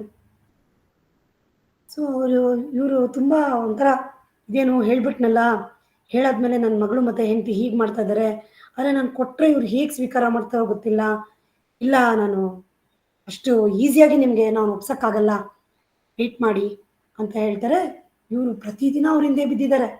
ಫ್ರೆಂಡ್ಸ್ಗೆಲ್ಲ ಗೊತ್ತಾಗ್ಬಿಡ್ತು, ಆ ಏರಿಯಾವ್ರಿಗೆಲ್ಲ ಗೊತ್ತಾಯಿತು, ಮಗಳ ಮದುವೆಗೆ ಗಂಡು ಬಂದ್ಬಿಟ್ಟಿದ್ದಾರೆ, ಮತ್ತು ಅವ್ರಿಗೂ ಗೊತ್ತಾಗ್ಬಿಡ್ತು ವಿಷಯ, ಈ ಆಸ್ತಿ ನನಗೆ ಬೇಕು ಅಂತ. ಮದುವೆ ಆಗೋ ಅಳಿಯಾನೂ ಕಾಯ್ತಾ ಇದ್ದಾನೆ. ಮತ್ತು ಆ ಫ್ರೆಂಡು, ನೋಡು ಹೆಂಡತಿ ಮಕ್ಕಳು ಅಳಿಯ ಇವ್ರಿಗೆಲ್ಲ ಕೊಟ್ಟರೆ ನೀನೆಲ್ಲ ಹಾಳು ಮಾಡ್ಕೋತೀಯ, ಯಾರಿಗೂ ಕೊಡಬೇಡ, ನನಗೆ ಹೇಳು, ನಾನು ನಿನ್ನ ಪರಮ ಆಪ್ತ, ನನಗೆ ಕೊಡು, ನಾನು ನಿನಗೆ ಹೇಳ್ತೀನಿ ಹೇಗೆ ಇದನ್ನು ಡಬಲ್ ಮಾಡೋದು ಅಂತ. ನನಗೆ ಆಲ್ರೆಡಿ ಒಬ್ಬರು ಮನಿ ಇನ್ವೆಸ್ಟರು ಅದೆಲ್ಲ ಗೊತ್ತಿದೆ ಚೆನ್ನಾಗಿ, ನಾನು ಇದನ್ನು ಹೇಗೆ ಡಬಲ್ ಮಾಡೋದು, ಅಥವಾ ನಿನಗೇನೆ ಚೆನ್ನಾಗಿರೋಕ್ಕೇನೆ ನಾನು ಏನೆಲ್ಲ ಸಹಾಯ ಮಾಡಬೇಕು ಅಷ್ಟು ಮಾಡ್ತೀನಿ, ಇದು ಆಸ್ತಿ ಬಗ್ಗೆ ಪೂರ್ತಿ ಡೀಟೇಲು ನನಗೆ ಹೇಳು, ಈ ಸಂಪತ್ತು ಇಟ್ಟಿದ್ದೀನಿ ಅಂದ್ರೆ ನಿಗೂಢವಾಗಿ ಎಲ್ಲಿದೆ, ಎಷ್ಟು ಏನು ಅನ್ನೋದಲ್ಲ ಫುಲ್ ಡೀಟೇಲ್ ನನಗೆ ಕೊಡು. ಇವ್ರಿಗೆ ಇನ್ನಷ್ಟು ತಲೆ ಬಿಸಿ, ಹೆಂಡತಿ ಆಯಿತು, ಮಗಳಾಯಿತು, ಗೆಳೆಯರಾಯಿತು, ಎಲ್ಲರಿಗೂ ಗೊತ್ತಾಗ್ಬಿಟ್ಟಿದೆ, ನನ್ನ ಎಲ್ಲರೂ ಇಷ್ಟು ಪ್ರಾಣ ತಿಂತಾ ಇದ್ದಾರೆ, ನನಗೆ ಕೊಡು ಅಂತ ಇದ್ದಾರೆ, ಏನು ಮಾಡೋದು ಅಂಥೇಳಿ ಪ್ರತಿಯೊಬ್ಬರು ಇವ್ರನ್ನ ಅಟ್ಟಿಸ್ಕೊಂಡ್ಬರ್ತಾ ಇದ್ದಾರೆ. ಇವರು ಇದು ಹೀಗೆ ಹೋಗ್ತಾ ಇದ್ರೆ ಆಗೋದಿಲ್ಲ, ಕೊಟ್ಬಿಡ್ಬೇಕನ್ಸುತ್ತೆ, ನಾನು ಹೇಳ್ಬಿಡ್ಬೇಕು ನನ್ನಲ್ಲಿರೋ ಆಸ್ತಿ ಯಾವುದು ಅಂತ ಇವತ್ತೆಲ್ಲ ನಾಳೆ ಇವ್ರಿಗೆ ತೋರಿಸ್ಲೇಬೇಕು, ಹೇಳ್ಬಿಡ್ಲೇಬೇಕು ಅಂತ ರಮಣರ ಸನ್ನಿಧಿವರೆಗೂ ಬರ್ತಾರೆ. ಎಲ್ಲರಿಗೂ ಹೇಳ್ಬಿಡ್ಬೇಕು ಇವತ್ತು ಅಂತ ನಿಶ್ಚಯ ಮಾಡೇ ಬಿಡ್ತಾರೆ. ಇವರೆಲ್ಲರಿಗೂ ಬೇಸರ, ನಮಗೆ ಕೊಡ್ತೀವಿ ಅಂತ ಹೇಳಿದ್ರು, ನೋಡಿದ್ರೆ ಇಲ್ಲಿ ಪಬ್ಲಿಸಿಟಿ ಮಾಡೋಕ್ಕೆ ಇಲ್ಲಿವರೆಗೂ ಬಂದ್ಬಿಟ್ಟಿದ್ದಾರೆ.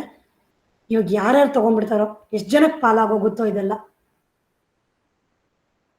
ಸಿಕ್ಕಿದ್ರೆ ನನಗೆ ಒಬ್ಳಿಗೆ ಇರ್ತಾಯಿತ್ತು, ಹೋಗ್ಲಿ ಅಂದರೆ ನನ್ನ ಮಗಳಿಗೆ ಆಗ್ತಿತ್ತು, ಮದುವೆ ಆಗಿದ್ರೆ ಅಳಿಯನ್ಗೆ ಆಗ್ತಿತ್ತು, ಇಲ್ಲ ಫ್ರೆಂಡಿಗೆ ಕೊಟ್ಟಿದ್ರೆ ಸ್ವಲ್ಪ ಹೋಗ್ತಿತ್ತು, ಇನ್ನು ಸ್ವಲ್ಪ ನನಗೆ ಉಳಿತಿತ್ತು, ಎಲ್ಲ ತೊಗೊಂಬಂದು ಇಲ್ಲಿಗೆ ಬಂದ್ಬಿಟ್ಟಿದ್ದಾರೆ. ಏನು ಮಾಡೋದು ಅಂತ ಗೊತ್ತಾಗ್ತಿಲ್ಲ ಅಂತ ಎಲ್ಲರೂ ಜಗಳ ಆಡ್ತಾ ಇದ್ದಾರೆ. ಬೇಸರ, ಇವರಲ್ಲಿ ಇನ್ನಷ್ಟು ಉದ್ವೇಗ, ಇದನ್ನು ಆದಷ್ಟು ಬೇಗ ಒಪ್ಪಿಸ್ಬಿಡ್ಬೇಕು, ಹೇಳ್ಬಿಡ್ಬೇಕು ಅನ್ನೋಷ್ಟು ಮತ್ತೆ ಸಂಪೂರ್ಣವಾಗಿ ಭಗವಾನರ ಮುಂದೆ ಇವ್ರು ಹೇಳ್ಬಿಡ್ತಾರೆ. ನೋಡಿ, ನಾನು ಇವಾಗವರೆಗೂ ಸಂಪಾದಿಸಿರೋದು ಯಾವ ಆಸ್ತಿನೂ ಅಲ್ಲ, ನೀವು ನೋಡ್ತಾ ಇರೋ ಕರೆನ್ಸಿ, ನೋಟು, ಕಾಯಿನು, ಚಿನ್ನ, ಒಡವೆ ಅಲ್ಲ. ನನ್ನಲ್ಲಿರುವಂತಹ ಎಲ್ಲ ಪುಣ್ಯಗಳು, ಪಾಪಗಳು ಪ್ರತಿಯೊಂದು ನನ್ನಲ್ಲಿ ಭಾರವಾಗಿ ನನ್ನಲ್ಲಿದೆ. ಅದನ್ನೆಲ್ಲ ಅರ್ಪಿಸ್ಬಿಡ್ತೀನಿ ಅಂತ ಹೇಳ್ತಾರೆ. ಅವ್ರ ಹೆಂಡತಿ, ಮಕ್ಕಳು, ಎಲ್ಲರ ಫ್ರೆಂಡ್ಸ್ ಎಲ್ಲ ಪಾಪ ಪುಣ್ಯನಾ? ಪಾಪ ಅಂತೂ ನಮ್ಗೆ ಬೇಡವೇ ಬೇಡ. ಪುಣ್ಯ ಏನೋ ಅವ್ರು ಇವರು ತಗೋಬೋದೇನೋ ಅವ್ರ ಹೆಂಡತಿ ಮಕ್ಕಳು, ನಮ್ಗೆ ಯಾರಿಗೂ ಬೇಡವೇ ಬೇಡ. ನಮ್ದೇ ಒಂದಷ್ಟಿದೆ, ಇನ್ಯಾಕಿದೆಲ್ಲ? ಇದನ್ನ ಸಂಪತ್ತು ಅಂತ ಹೇಳಿದ್ದೋ? ಇದನ್ನ ನೀವು ಎತ್ತಿಟ್ಟಿದ್ದು, ಶೇಖರಣೆ ಮಾಡಿದ್ದೋ? ನಾನೇನೋ ದುಡ್ಡು ಇಟ್ಟಿದ್ದೀರಾ, $1,000,000 ಇಟ್ಟಿದ್ದೀರಾ, ಎಲ್ಲರಿಗೂ ಸಿಗುತ್ತೆ, ಮಜಾ ಮಾಡ್ಬಿಡ್ಬೋದು ಅಂತ ಅನ್ಕೊಂಡಿದ್ವಿ. ಆನಂದವಾಗಿರ್ಬೋದು, ಇನ್ಯಾವತ್ತು ನಮ್ಗೆ ಯಾವ ತೊಂದರೆ, ತಾಪತ್ರಯ ಏನೂ ಇರಲ್ಲ ಅನ್ಕೊಂಡಿದ್ದೆ. ಅವ್ರು ಹೇಳ್ತಾರೆ, ಇದೇ ನನ್ನಲ್ಲಿರೋ ಸಂಪತ್ತು, ನೀನ್ ಮಾಡಬೇಕು ಗೊತ್ತಾಗ್ತಾ ಇಲ್ಲ ನನಗೆ. ಒಂದಷ್ಟು ಕ್ರೋಧ, ಒಂದಷ್ಟು ತಾಪ, ದುಃಖ, ಪಾಪ ಪ್ರತಿಯೊಂದು ತುಂಬಿದೆ. ಅದರಿಂದ ನಾನು ಆನಂದವಾಗಿರಕ್ಕೆ ಆಗ್ತಾ ಇಲ್ಲ. ಇದಿಷ್ಟು ನನ್ನಲ್ಲಿರೋ ಸಂಪತ್ತುಗಳು. ಇದನ್ನ ಯಾರಿಗಾದ್ರೂ ಒಪ್ಪಿಸ್ಬಿಟ್ರೆ, ಇದನ್ನೆಲ್ಲ ಕೊಟ್ಬಿಟ್ರೆ, ನನ್ನಲ್ಲಿರೋ ಪಾಪಗಳನ್ನೆಲ್ಲ ಕಳೆದ್ಬಿಟ್ರೆ ನಾನು ಸಂಪೂರ್ಣವಾಗಿ ಮುಕ್ತನಾಗ್ಬೋದು ಅಂತ ಅನ್ಕೋತಾರೆ. ಆಗ ಭಗವಾನ್ ಹೇಳ್ತಾರೆ, ಹಾಗಾದ್ರೆ ನನ್ನಲ್ಲೇ ಇದನ್ನೆಲ್ಲ ಅರ್ಪಿಸು ಅಂತ. ನಾನು ಮಾಡಿರೋ ಪಾಪ ಕರ್ಮಗಳನ್ನ ನಿಮಗೆ ಕೊಡೋದಾ? ನೀವು ದೇವರು, ಭಗವಂತ, ನಿಮಗೆ ಹೇಗೆ ನಾನು ಇದನ್ನೆಲ್ಲ ಕೊಡೋದು? ಮತ್ತೆ ನೀವು ಶರಣಾಗ್ತೀನಿ ಅಂದೆ, ಎಲ್ಲಾನು ಅರ್ಪಿಸ್ಬಿಡ್ತೀನಿ ನಾನು ಅಂದೆ. ಒಳ್ಳೇದನ್ನ ಮಾತ್ರ ತಗೊಳಕ್ಕ ಭಗವಂತ? ಕೆಟ್ಟದನ್ನ ತಗೊಳಕ್ಕಿಲ್ವಾ? ಒಳ್ಳೇದು ಕೆಟ್ಟದು ಅನ್ನೋದು ಇದೆಯಾ? ಅರ್ಪಣೆ ಅಂತ ಬಂದ್ಮೇಲೆ, ಶರಣಾಗತಿ ಅಂದ್ಮೇಲೆ, ಎಲ್ಲವನ್ನೂ ಕೊಟ್ಮೇಲೆ ಮತ್ತಿನ್ನೇನು ಉಳಿದಿದೆ ಅಂತ ಹೇಳಿದಾಗ ಆ ಭಕ್ತ ಸಂಪೂರ್ಣ ಶರಣಾಗತಿಯಿಂದ ಭಗವಾನ್ ರಮಣರ ಪಾದದಲ್ಲಿ ಎಲ್ಲವನ್ನೂ ಅರ್ಪಿಸ್ತಾರೆ. ಅವರ ಅನುಗ್ರಹದಿಂದ ಭಗವಾನ್ ರಮಣರು, ಅವರ ಕೃಪಾ ಕಟಾಕ್ಷದಿಂದ ಅವರಿಗೆ ಆತ್ಮಾನಂದವನ್ನ ಕರುಣಿಸ್ತಾರೆ. ನಾವು ಹಾಗೆ ಇಟ್ಕೊಂಡಿದ್ದೀವಲ್ಲ ಈ ಬ್ಯಾಗೇಜು, ಏನೇನೋ ಒಂದಷ್ಟು ತುಂಬಿಕೊಂಡು, ನಾನು ನಂದು, ಇದೆಲ್ಲ ನಂಗೆ ಬೇಕು, ದಿಸ್ ಇಸ್ ಮೈನ್, ನಾಳೆ ಯಾರಿಗೋ ಕೊಡ್ತೀನಿ ಅಂತೇನೋ ಇಟ್ಕೊಂಡಿದ್ದೀವಲ್ಲ, ಎಲ್ಲ ಬಿಟ್ಟು ಸಂಪೂರ್ಣವಾಗಿ ಪರಮಾತ್ಮನಲ್ಲಿ ನಮ್ಮ ಆತ್ಮವನ್ನ ಅವನಿಗೆ ಅರ್ಪಿಸಿ ಅವನಲ್ಲಿ ಶರಣಾದ್ರೆ ಆತ್ಮಾನಂದವನ್ನ ನೀಡ್ತಾನೆ. ಎಲ್ಲವೂ ಇರುವುದೆಲ್ಲ ಒಂದೇ. ಆ ಯಾವ ಬ್ಯಾಗೇಜು ಇಲ್ಲ, ಯಾವ ಲಗೇಜು ಇಲ್ಲ, ಯಾವುದೂ ಇಲ್ಲ. ಇರೋದೆಲ್ಲ ಒಂದೇ, ಆ ಆತ್ಮದ ಬೆಳಕು, ಆ ನಾನು.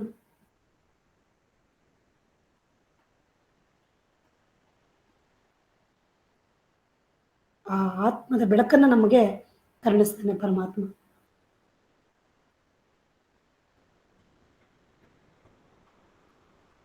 ನಮ್ಮ ಮನಸ್ಸನ್ನೇ ನಾವು ಮೂಲತಃ ಯಾವುದು ಅಂತ ಹುಡುಕ್ಬೇಕು. ಆ ಮನಸ್ಸನ್ನೋದು ಇದೆಯಾ?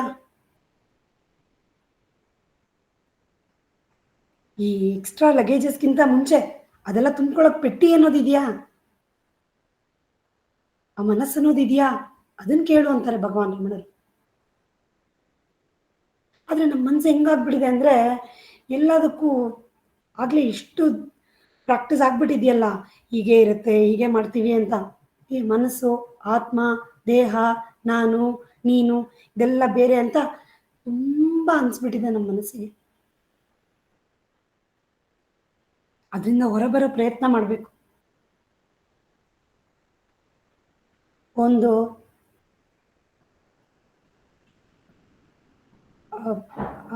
ಒಬ್ಬ ವ್ಯಾಪಾರಿ ಒಂದು ಕಡೆಯಿಂದ ಇನ್ನೊಂದು ಕಡೆಗೆ, ಮೊದಲಿಗೆಲ್ಲ ನಡೀತಾ ಇದ್ದಿದ್ದ ವ್ಯಾಪಾರ ಇದು. ಈಗಲೂ ಹಸು ಸಂತೆಗಳು ನಡೆಯುತ್ತೆ. ಹಸುಗಳ ಮಾರಾಟ, ಇದೆಲ್ಲ ಕತ್ತೆಗಳನ್ನು ತಗೊಂಡು ಹೋಗ್ತಾ ಇದ್ದಂತ ಒಬ್ಬ ವ್ಯಾಪಾರಿ. ಒಂದು ಕಡೆಯಿಂದ ಇನ್ನೊಂದು ಊರಿಗೆ ಹೋಗಿ ಸಂತೆನಲ್ಲಿಟ್ಟು ಮಾರಿ ಅದರಿಂದ ಬರೋ ದುಡ್ಡಿಂದ ಜೀವನ ನಡೆಸ್ತಾ ಇದ್ದ. ಹಾಗೆ ಆ ಮಾರಾಟ ಮಾಡಕ್ಕೆ ಹೋಗುವಾಗ ಒಂದು 50 ಕತ್ತೆಗಳನ್ನು ತಗೊಂಡು ಹೋಗಿದ್ದಾನೆ. ರಾತ್ರಿ ಆಗಿದೆ. ಕೆಲವೊಂದು ಮಾರಾಟ ಇನ್ನೂ ಏನೋ ಅವತ್ತು ಮಾರಾಟ ನಡೆದಿಲ್ಲ, ಆದರೆ ರಾತ್ರಿ ಆಗಿದೆ. ಇನ್ನು ನಾಳೆ ಇನ್ನೂ ಒಂದು 2-3 ದಿನ ಸಂತೆ ಇದೆ ಅದೇ ಊರಲ್ಲಿ. ಹಾಗಾಗಿ ಆ ಕತ್ತೆಗಳನ್ನು ಇದನ್ನೆಲ್ಲ ಅಲ್ಲೇ ಇರಿಸ್ಕೊಂಡು ಡೇರಾ ಹಾಕಿ ಅಲ್ಲೇ ಸ್ಟೇ ಮಾಡಿ ನೈಟ್ ಅಲ್ಲೇ ಮಲಗಿ ಮತ್ತೆ ನೆಕ್ಸ್ಟ್ ಡೇ ವ್ಯಾಪಾರ ಮುಗಿಸಿ ಆಮೇಲೆ ಹೋಗೋದು. ಆದರೆ ನೈಟ್ ಮಲಗಕ್ಕೆ ಮುಂಚೆ ಅವನದಲ್ವ ಕತ್ತೆಗಳು ವ್ಯಾಪಾರಕ್ಕೆ ತಂದಿರೋದು. ಮತ್ತೆ ಯಾರು ತೊಗೊಂಡೋಗ್ಬಿಟ್ರೆ ಮತ್ತೆ ವ್ಯಾಪಾರ ಹೇಗೆ ಮಾಡೋದು, ಸಂಪಾದನೆ ಹೇಗೆ ಅವನಿಗೆ ಅಂಥೇಳಿ ಎಲ್ಲ ಕತ್ತೆಗಳನ್ನು ಭದ್ರ ಮಾಡಿ ಕಟ್ ಹಾಕ್ತಾನೆ. ಕಟ್ ಹಾಕ್ಬಿಟ್ಟು ಆ ಡೇರದ ಒಳಗಡೆನೆ ಎಲ್ಲ ಒಂದೊಂದಿದ್ದಕ್ಕೂ ಒಂದು 50 ಕತ್ತೆಗಳಿದೆ ಸುಮಾರು, ಎಲ್ಲದನ್ನು ಕಟ್ತಾನೆ. ಅವನ ಹತ್ರ ಇರೋ ಹಗ್ಗಗಳು 49 ಕತ್ತೆಗೆ ಮುಗಿದೋಗುತ್ತೆ. ಇನ್ನೊಂದು ಕತ್ತೆ ಕಟ್ಟಕ್ಕೆ ಹಗ್ಗ ಇಲ್ಲ. ಇದೇನಪ್ಪ ಹಿಂಗಾಗೋಯ್ತು, ಒಂದು ಊರಿಂದ ಒಂದು ಊರಿಗೆ ಬಂದ್ಬಿಟ್ಟಿದ್ದೀನಿ, ವ್ಯಾಪಾರ ಬೇರೆ ಇವತ್ತಿನ್ನೂ ಆಗಿಲ್ಲ, ನಾಳೆ ಆಗ್ಬೋದು, ಬಟ್ ಇಷ್ಟೆಲ್ಲನೂ ಜೋಪಾನ ಮಾಡಬೇಕಲ್ಲ, ಹೇಗೆ ಮಾಡೋದು ಅಂತ ಹೇಳಿ ನೋಡ್ತಾನೆ. ಕಟ್ಟಕ್ಕೇನು ಹಗ್ಗ ಸಿಗೋದಿಲ್ಲ. ಯಾರೋ ಒಬ್ರು ಸಿಗ್ತಾರೆ, ಒಬ್ರು ಭಕ್ತರು ಬರ್ತಾರೆ, ಮೇಧಾವಿಗಳು ತಿಳಿದಿರೋರು ಹೇಳ್ತಾರೆ, ನೋಡು ಹಗ್ಗ ಇಲ್ಲ ಅಂದರೆ ಏನು ಯೋಚನೆ ಮಾಡಬೇಡ, ಕತ್ತೆ ತಾನೇ, ಅದ್ರ ಹತ್ರ ಹೋಗು, ಕಟ್ಟಾಕಿರೋ ಥರ ಅದ್ರ ಕತ್ತಿಂದ ಹಿಂಗೊಂದು ಹಾರ ಹಾಕ್ಬಿಟ್ಟು ಇನ್ನೊಂದು ಕಂಬದವರೆಗೂ ತಂದು ಹಿಂಗೆ ಮಾಡು, ಆ್ಯಕ್ಟಿಂಗ್ ಅಷ್ಟೇ, ಬರೀ ಅಭಿನಯ ಮಾಡು, ಕಟ್ಟಿರೋ ಥರ, ಅದು ಗೊತ್ತಾಗಲ್ಲ, ನೀನು ಆರಾಮಾಗಿ ನಿದ್ದೆ ಮಾಡು, ನಾಳೆ ಬೆಳಗ್ಗೆ ವ್ಯಾಪಾರ ಮಾಡಿ ಮತ್ತೆ ಆಮೇಲೆ ಹೋಗುವಂತೆ. ಸರಿ, ಒಳ್ಳೇದಾಯ್ತು ಅಪ್ಪ, ನಾನು ಏನು ಮಾಡೋದಪ್ಪ ಅಂದ್ಕೊಂಡ್ಬಿಟ್ಟಿದ್ದೆ, ಸದ್ಯ ಒಂದು ಒಳ್ಳೆ ಉಪಾಯ ಸಿಕ್ತು, ತುಂಬ ಥ್ಯಾಂಕ್ಸ್ ಅಂತ ಹೇಳಿಬಿಟ್ಟು ಅವ್ರು ಹೇಳಿದಾಗೆ ಆ ಕತ್ತೆ ಹತ್ರ ಹೋಗ್ಬಿಟ್ಟು ದಾರ ಕತ್ತೆಲಿ ಹಿಂಗೆ ಕಟ್ಟೋ ಥರ ಮಾಡಿ ಮತ್ತೆ ಅದನ್ನು ತಂದು ಒಂದು ಕಂಬಕ್ಕೆ ಕಟ್ಟೋ ಥರ ಮಾಡಿಬಿಟ್ಟು ಮಲಗ್ತಾನೆ. ಬೆಳಗ್ಗೆ ಎದ್ದು ನೋಡ್ತಾನೆ, ಎಲ್ಲ 50 ಕತ್ತೆಗಳು ಇದೆ, ಸಂತೋಷ, ಸದ್ಯ ನಂಬಿಕೆಯಿಂದ ಎಲ್ಲ ಕತ್ತೆಗಳು ಇಲ್ಲೇ ಇದೆ ಅಂತ ಹೇಳಿಬಿಟ್ಟು ಆ ಎಲ್ಲ ಕತ್ತೆಗಳನ್ನ ತೊಗೊಂಡು ಇನ್ನು ಬೇರೆ ಸ್ವಲ್ಪ ಮುಂದೆ ಹೋಗ್ಬೇಡ ವ್ಯಾಪಾರಕ್ಕೆ ಅಂಥೇಳಿ ಚಲಿಸ್ತಾನೆ. ಅಲ್ಲಿಂದ ಮುಂದೆ ಹೋಗ್ತಾ ಇದ್ದಾನೆ. ಎಲ್ಲದನ್ನು ಕರ್ಕೊಂಡು ಹೋಗ್ಬೇಕು ಅಂತೇಳಿ ಹಗ್ಗಗಳೆಲ್ಲ ಬಿಚ್ಚಿ ಎಲ್ಲ ಕತ್ತೆಗಳನ್ನೂ ಮುಂದೆ ಕರ್ಕೊಂಬರ್ತಾನೆ. ಈ ಕತ್ತೆಗೂ ತಳ್ತಾ ಇದ್ದಾನೆ, ಹೋಗ್ತಾನೆ ಇಲ್ಲ.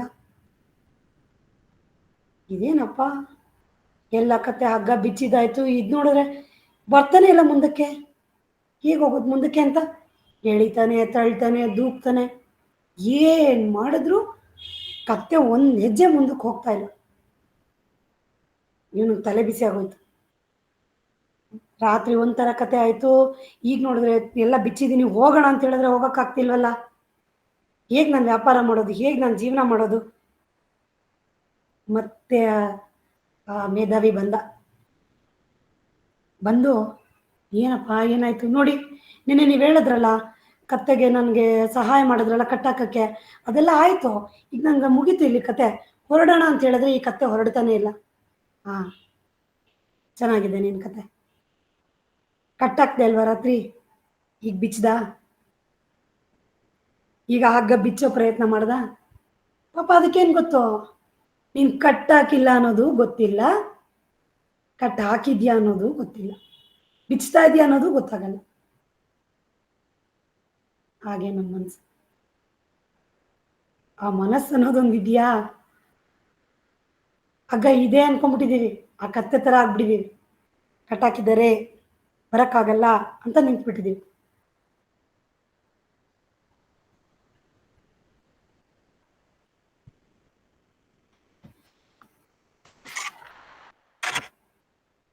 ಆ ಮನಸ್ಸು ಅನ್ನೋದೇ ಇಲ್ಲ ಅಂತಾರೆ ಭಗವಾನ್.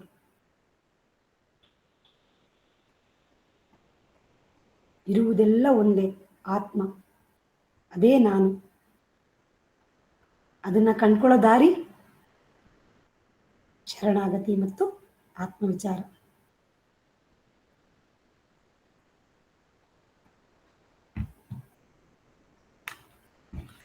ಇದಕ್ಕೆ ನಿದರ್ಶನವಾಗಿ ಇನ್ನೊಂದು, ಆ ವಿಚಾರ ಮಾರ್ಗದ ಬಗೆಗೆ ಇನ್ನೊಂದು ರಮಣಾಶ್ರಮದ ಪತ್ರಗಳಿಂದಾನೇ ಇನ್ನೊಂದು ಕಥೆಯನ್ನು ಓದ್ತೇನೆ.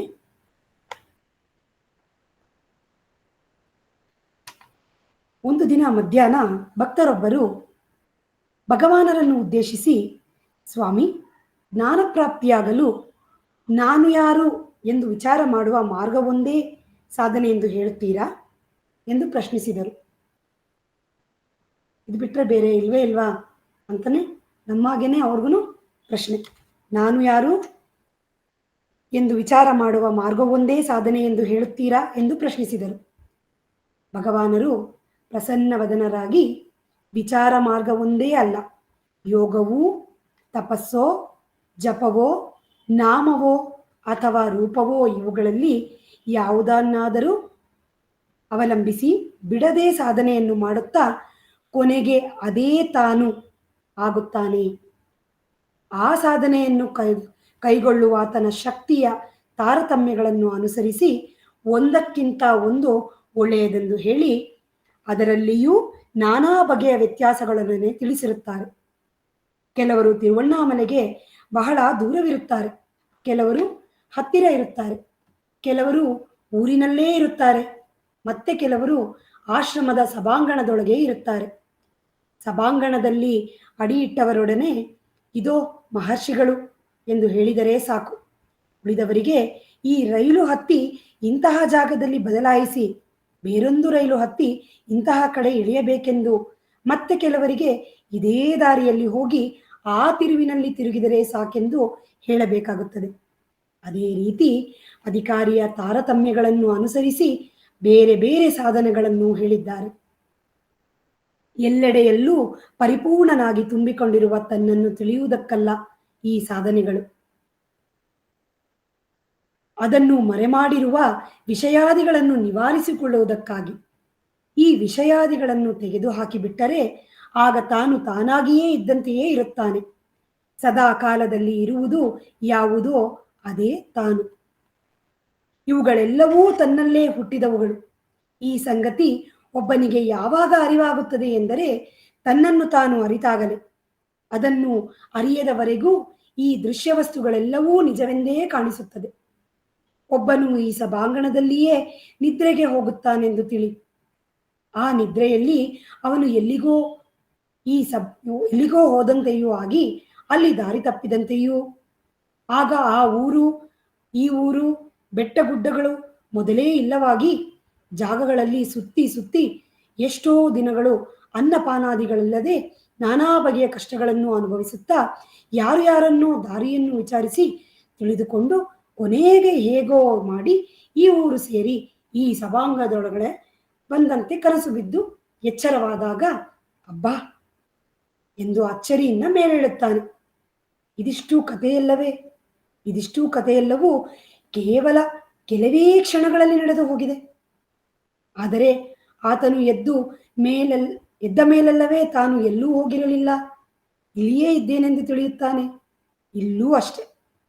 ಒಬ್ಬನ ಜ್ಞಾನ ನೇತ್ರವು ತೆರೆದ ನಂತರವೇ ತಾನು ತಾನಾಗಿಯೇ ಇದ್ದೇನೆಂದು ಅರಿವಾಗುತ್ತದೆ ಎಂದು ವಿವರಿಸಿದರು. ಆತನು ಈ ಎಲ್ಲ ಸಾಧನೆಗಳು ವಿಚಾರ ಮಾರ್ಗದಲ್ಲಿ ಅಡಗಿದೆ ಎಂದು ಹೇಳುತ್ತಾರೆ. ಇದು ನಿಜವೇ ಎಂದು ಪ್ರಶ್ನಿಸಿದನು. ಭಗವಾನರು, ಹೌದು, ನಾನು ಯಾರು ಎಂಬ ವಿಚಾರವೇ ವೇದಾಂತ ಬೋಧನೆಗಳ ಆದಿ ಮತ್ತು ಅಂತ್ಯ. ಸಾಧನ ಚತುಷ್ಟಯದ ಸಂಪತ್ತುಳ್ಳವನೇ ವೇದಾಂತ ವಿಚಾರಕ್ಕೆ ತಕ್ಕ ಅಧಿಕಾರಿ ಎನ್ನುತ್ತಾರೆ. ಈ ನಾಲ್ಕರಲ್ಲಿ ಮೊದಲನೆಯದು ನಿತ್ಯಾನಿತ್ಯ ವಸ್ತು ವಿವೇಕ. ಇದರ ಅರ್ಥ ಆತ್ಮವು ನಿತ್ಯ ಮತ್ತು ಈ ಜಗತ್ತು ಅನಿತ್ಯ ಎಂದು ತಿಳಿಯುವುದು. ಇದು ಹೇಗೆ ತಿಳಿಯುವುದೆಂದರೆ ನಾನು ಯಾರು, ನನ್ನ ಆತ್ಮಸ್ವರೂಪವೆಂತಹುದು ಎಂಬುದನ್ನು ವಿಚಾರ ಮಾಡುವುದೇ. ಇದನ್ನು ಮೊದಲಲ್ಲೇ ಎಲ್ಲರಿಗೂ ತಿಳಿಸುತ್ತಾರಾದರೂ ಯಾರಿಗೂ ಇದನ್ನು ಸರಿಯಾಗಿ ಗ್ರಹಿಸಲು ಸಾಧ್ಯವಾಗುವುದಿಲ್ಲ. ಆದ ಕಾರಣ ಅವರು ಏನೇನೋ ಸಾಧನೆಗಳನ್ನು ಅನುಸರಿಸಿ ಕೊನೆಗೆ ಈ ಮಾರ್ಗವನ್ನು ಹಿಡುತ್ತಾರೆಯೇ ಹೊರತು ಮೊದಲೇ ಈ ದಾರಿಯನ್ನು ಅನುಸರಿಸಿಕೊಳ್ಳುವುದಿಲ್ಲ. ಚಿಕ್ಕ ವಯಸ್ಸಿನಲ್ಲೇ ಈ ಕಲಿಯುತ್ತಾರಲ್ಲವೇ, BA MAಗಳೆಲ್ಲವೂ ಈಗಳಲ್ಲಿಯೇ ಅಡಗಿರುವುದೇ. ಆ ದೊಡ್ಡ ದೊಡ್ಡ ಓದುಗಳೆಲ್ಲವೂ ಏಕೆ ಎಂದರೆ ಯಾರಾದರೂ ಕೇಳುತ್ತಾರೇನು? ಎಲ್ಲವನ್ನೂ ಕಲಿತಾದ ನಂತರ ಸರಿಯಾಗಿ ವಿಮರ್ಶಿಸಿದಾಗಲೇ ಎಲ್ಲವೂ ಈ ಅಕ್ಷರಗಳ ಸಮೂಹವಲ್ಲವೇ, ಬೇರೇನೂ ಅಲ್ಲವೆಂದು ಗೊತ್ತಾಗುವುದು. ಎಲ್ಲ ಶಾಸ್ತ್ರಗಳು ಅಕಾರಾದಿ ಅಕ್ಷರಗಳಲ್ಲಿಯೇ ಅಡಗಿವೆ ಅಲ್ಲವೇ. ಈಗ ಎಷ್ಟೋ ನದಿಗಳಿವೆ.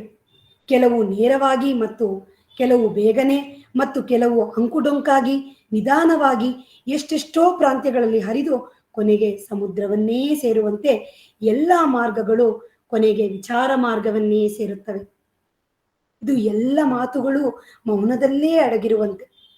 ಮೌನವೆಂದರೆ ಎಡೆಬಿಡದ ಮಾತುಗಳೇ ಹೊರತು ಏನೂ ಇಲ್ಲದ ಬರಿಯ ಶೂನ್ಯವೆಂದಲ್ಲ. ಅದು ತಾನಾಗಿಯೇ ಪ್ರಕಾಶಿಸುತ್ತಿರುತ್ತದೆ. ಎಲ್ಲವೂ ತನ್ನಲ್ಲಿಯೇ ಇದೆ ಎಂದು ಅರಿವಾಗುತ್ತದೆ. ತಮಿಳುನಾಡಿನ ಸಂತರೊಬ್ಬರು ಬರೆದಿರುವಂತೆ, ನಾವು ಒಂದು ತೆರೆಯಂತೆ, ಈ ದೃಶ್ಯ ಜಗತ್ತೆಲ್ಲವೂ ಅದರಲ್ಲಿನ ಚಿತ್ರದಂತೆ ಇದೆಯಲ್ಲ, ಇದೇನು ಸೋಜಿಗ ಎಂಬ ಹಾಡೊಂದನ್ನು ರಚಿಸಿದ್ದಾರೆ. ಮೌನವೆಂದರೆ ಎಲ್ಲೆಲ್ಲೂ ಪರಿಪೂರ್ಣವಾಗಿ ತುಂಬಿರುವುದೇ. ಓಂ ಪೂರ್ಣಮದಂ ಪೂರ್ಣಮಿದಂ ಪೂರ್ಣಾತ್ ಪೂರ್ಣಮುದಚ್ಯತೆ ಎಂಬಂತೆ ಜ್ಞಾನಿಯ ದೃಷ್ಟಿಯಲ್ಲಿ ಎಲ್ಲವೂ ಒಂದೇ ಆಗಿ ಕಂಡುಬರುತ್ತದೆ. ಅವರು ಯಾವುದನ್ನು ನೋಡುತ್ತಿದ್ದರೂ ಏನನ್ನೂ ನೋಡದವರೇ ಸರಿ ಎಂದು ವಿವರಿಸಿ ಮೌನವನ್ನು ತಳೆದರು ಭಗವಾನರು. ಈ ಆತ್ಮ ವಿಚಾರವನ್ನ ಭಗವಾನ್ ರಮಣರು ನಮಗೆಲ್ಲರಿಗೂ ನೀಡಿರುವ ಆತ್ಮವಿಚಾರ ಮಾರ್ಗ ನಮಗೆಲ್ಲರಿಗೂ ನೀಡಿರುವ ಒಂದು ಅತ್ಯಮೂಲ್ಯ ಕೊಡುಗೆ. ಇದನ್ನ ಹೇಗೆ ನಾವು ದೈನಂದಿನ ಜೀವನದಲ್ಲಿ ಅಳವಡಿಸಿಕೊಳ್ಬೇಕು ಅಂದ್ರೆ, ಪ್ರತಿನಿತ್ಯ 5ರಿಂದ 10 ನಿಮಿಷ ಅಥವಾ 15 ನಿಮಿಷ 15 ನಿಮಿಷಗಳ ಕಾಲ ನಾವು ಮೌನವಾಗಿ ಕುಳಿತು ನಮ್ಮಲ್ಲಿ ಬರುವ ಯಾವುದೇ ಆಲೋಚನೆ ಇರಬಹುದು, ಅದು ಯಾರಿಗೆ, ಕೋಪ ಬಂದ್ರೆ ಆ ಕೋಪ ಯಾರಿಗೆ, ದುಃಖ ಆದ್ರೆ ಆ ದುಃಖ ಯಾರಿಗೆ, ಬೇಸರ ಆದ್ರೆ ಈ ಬೇಸರ ಯಾರಿಗೆ ಅಂತ ಪ್ರಶ್ನೆ ಮಾಡ್ಕೊಳ್ಳೋದ್ರ ಮೂಲಕ ನಮ್ಮ ಮನಸ್ಸನ್ನ ಅಂತರ್ಮುಖಗೊಳಿಸ್ಬೇಕು. ಆಗ ಅದಕ್ಕೂ ಒಂದು ಉತ್ತರ ಇದೆ, ಇದು ನನಗೆ ಅಂತ. ಆಗ ಮತ್ತೆ ಭಗವಾನ್ ಹೇಳ್ತಾರೆ, ಆ ನಾನು ಯಾರು ಎಂದು ನೋಡಬೇಕು. ಆ ನಾನು ಯಾರು ಎಂದು ಕೇಳುತ್ತಾ ಮೌನವಾಗ್ಬಿಡ್ಬೇಕು. ಯಾವುದೇ ಉತ್ತರಕ್ಕೆ ಕನ್ಕ್ಲೂಷನ್ಗೆ ಬರಬಾರದು. ಇದು ಯಾರಿಗೆ ಎಂದಾಗ, ನನಗೆ ಅಂತ ಬಂದಾಗ, ನಾನು ಯಾರು ಎಂಬ ವಿಚಾರವನ್ನು ಮಾಡ್ತಾ ಅಂತರ್ಮುಖವಾಗಿರಬೇಕು. ಈ ರೀತಿ ಮಾಡೋದ್ರಿಂದ ನಾವು ನಮ್ಮಲ್ಲಿರುವ ಅಹಂಕಾರ ಅಳಿದು ಶುದ್ಧ ಚೈತನ್ಯದ ಕಡೆಗೆ ನಾವು ಧಾವಿಸ್ತೇವೆ. ಶುದ್ಧ ಚೈತನ್ಯ ಒಂದೇ ಇರೋದು ಅನ್ನುವ ಪರಿಪೂರ್ಣತೆಗೆ ನಾವು ಒಳಗಾಗುತ್ತೇವೆ. ಮುಂದಿನ ಒಂದು 5ರಿಂದ 5 ನಿಮಿಷಗಳ ಕಾಲ ಆತ್ಮವಿಚಾರವನ್ನು ಮಾಡೋಣ ನಾವೆಲ್ಲರೂ.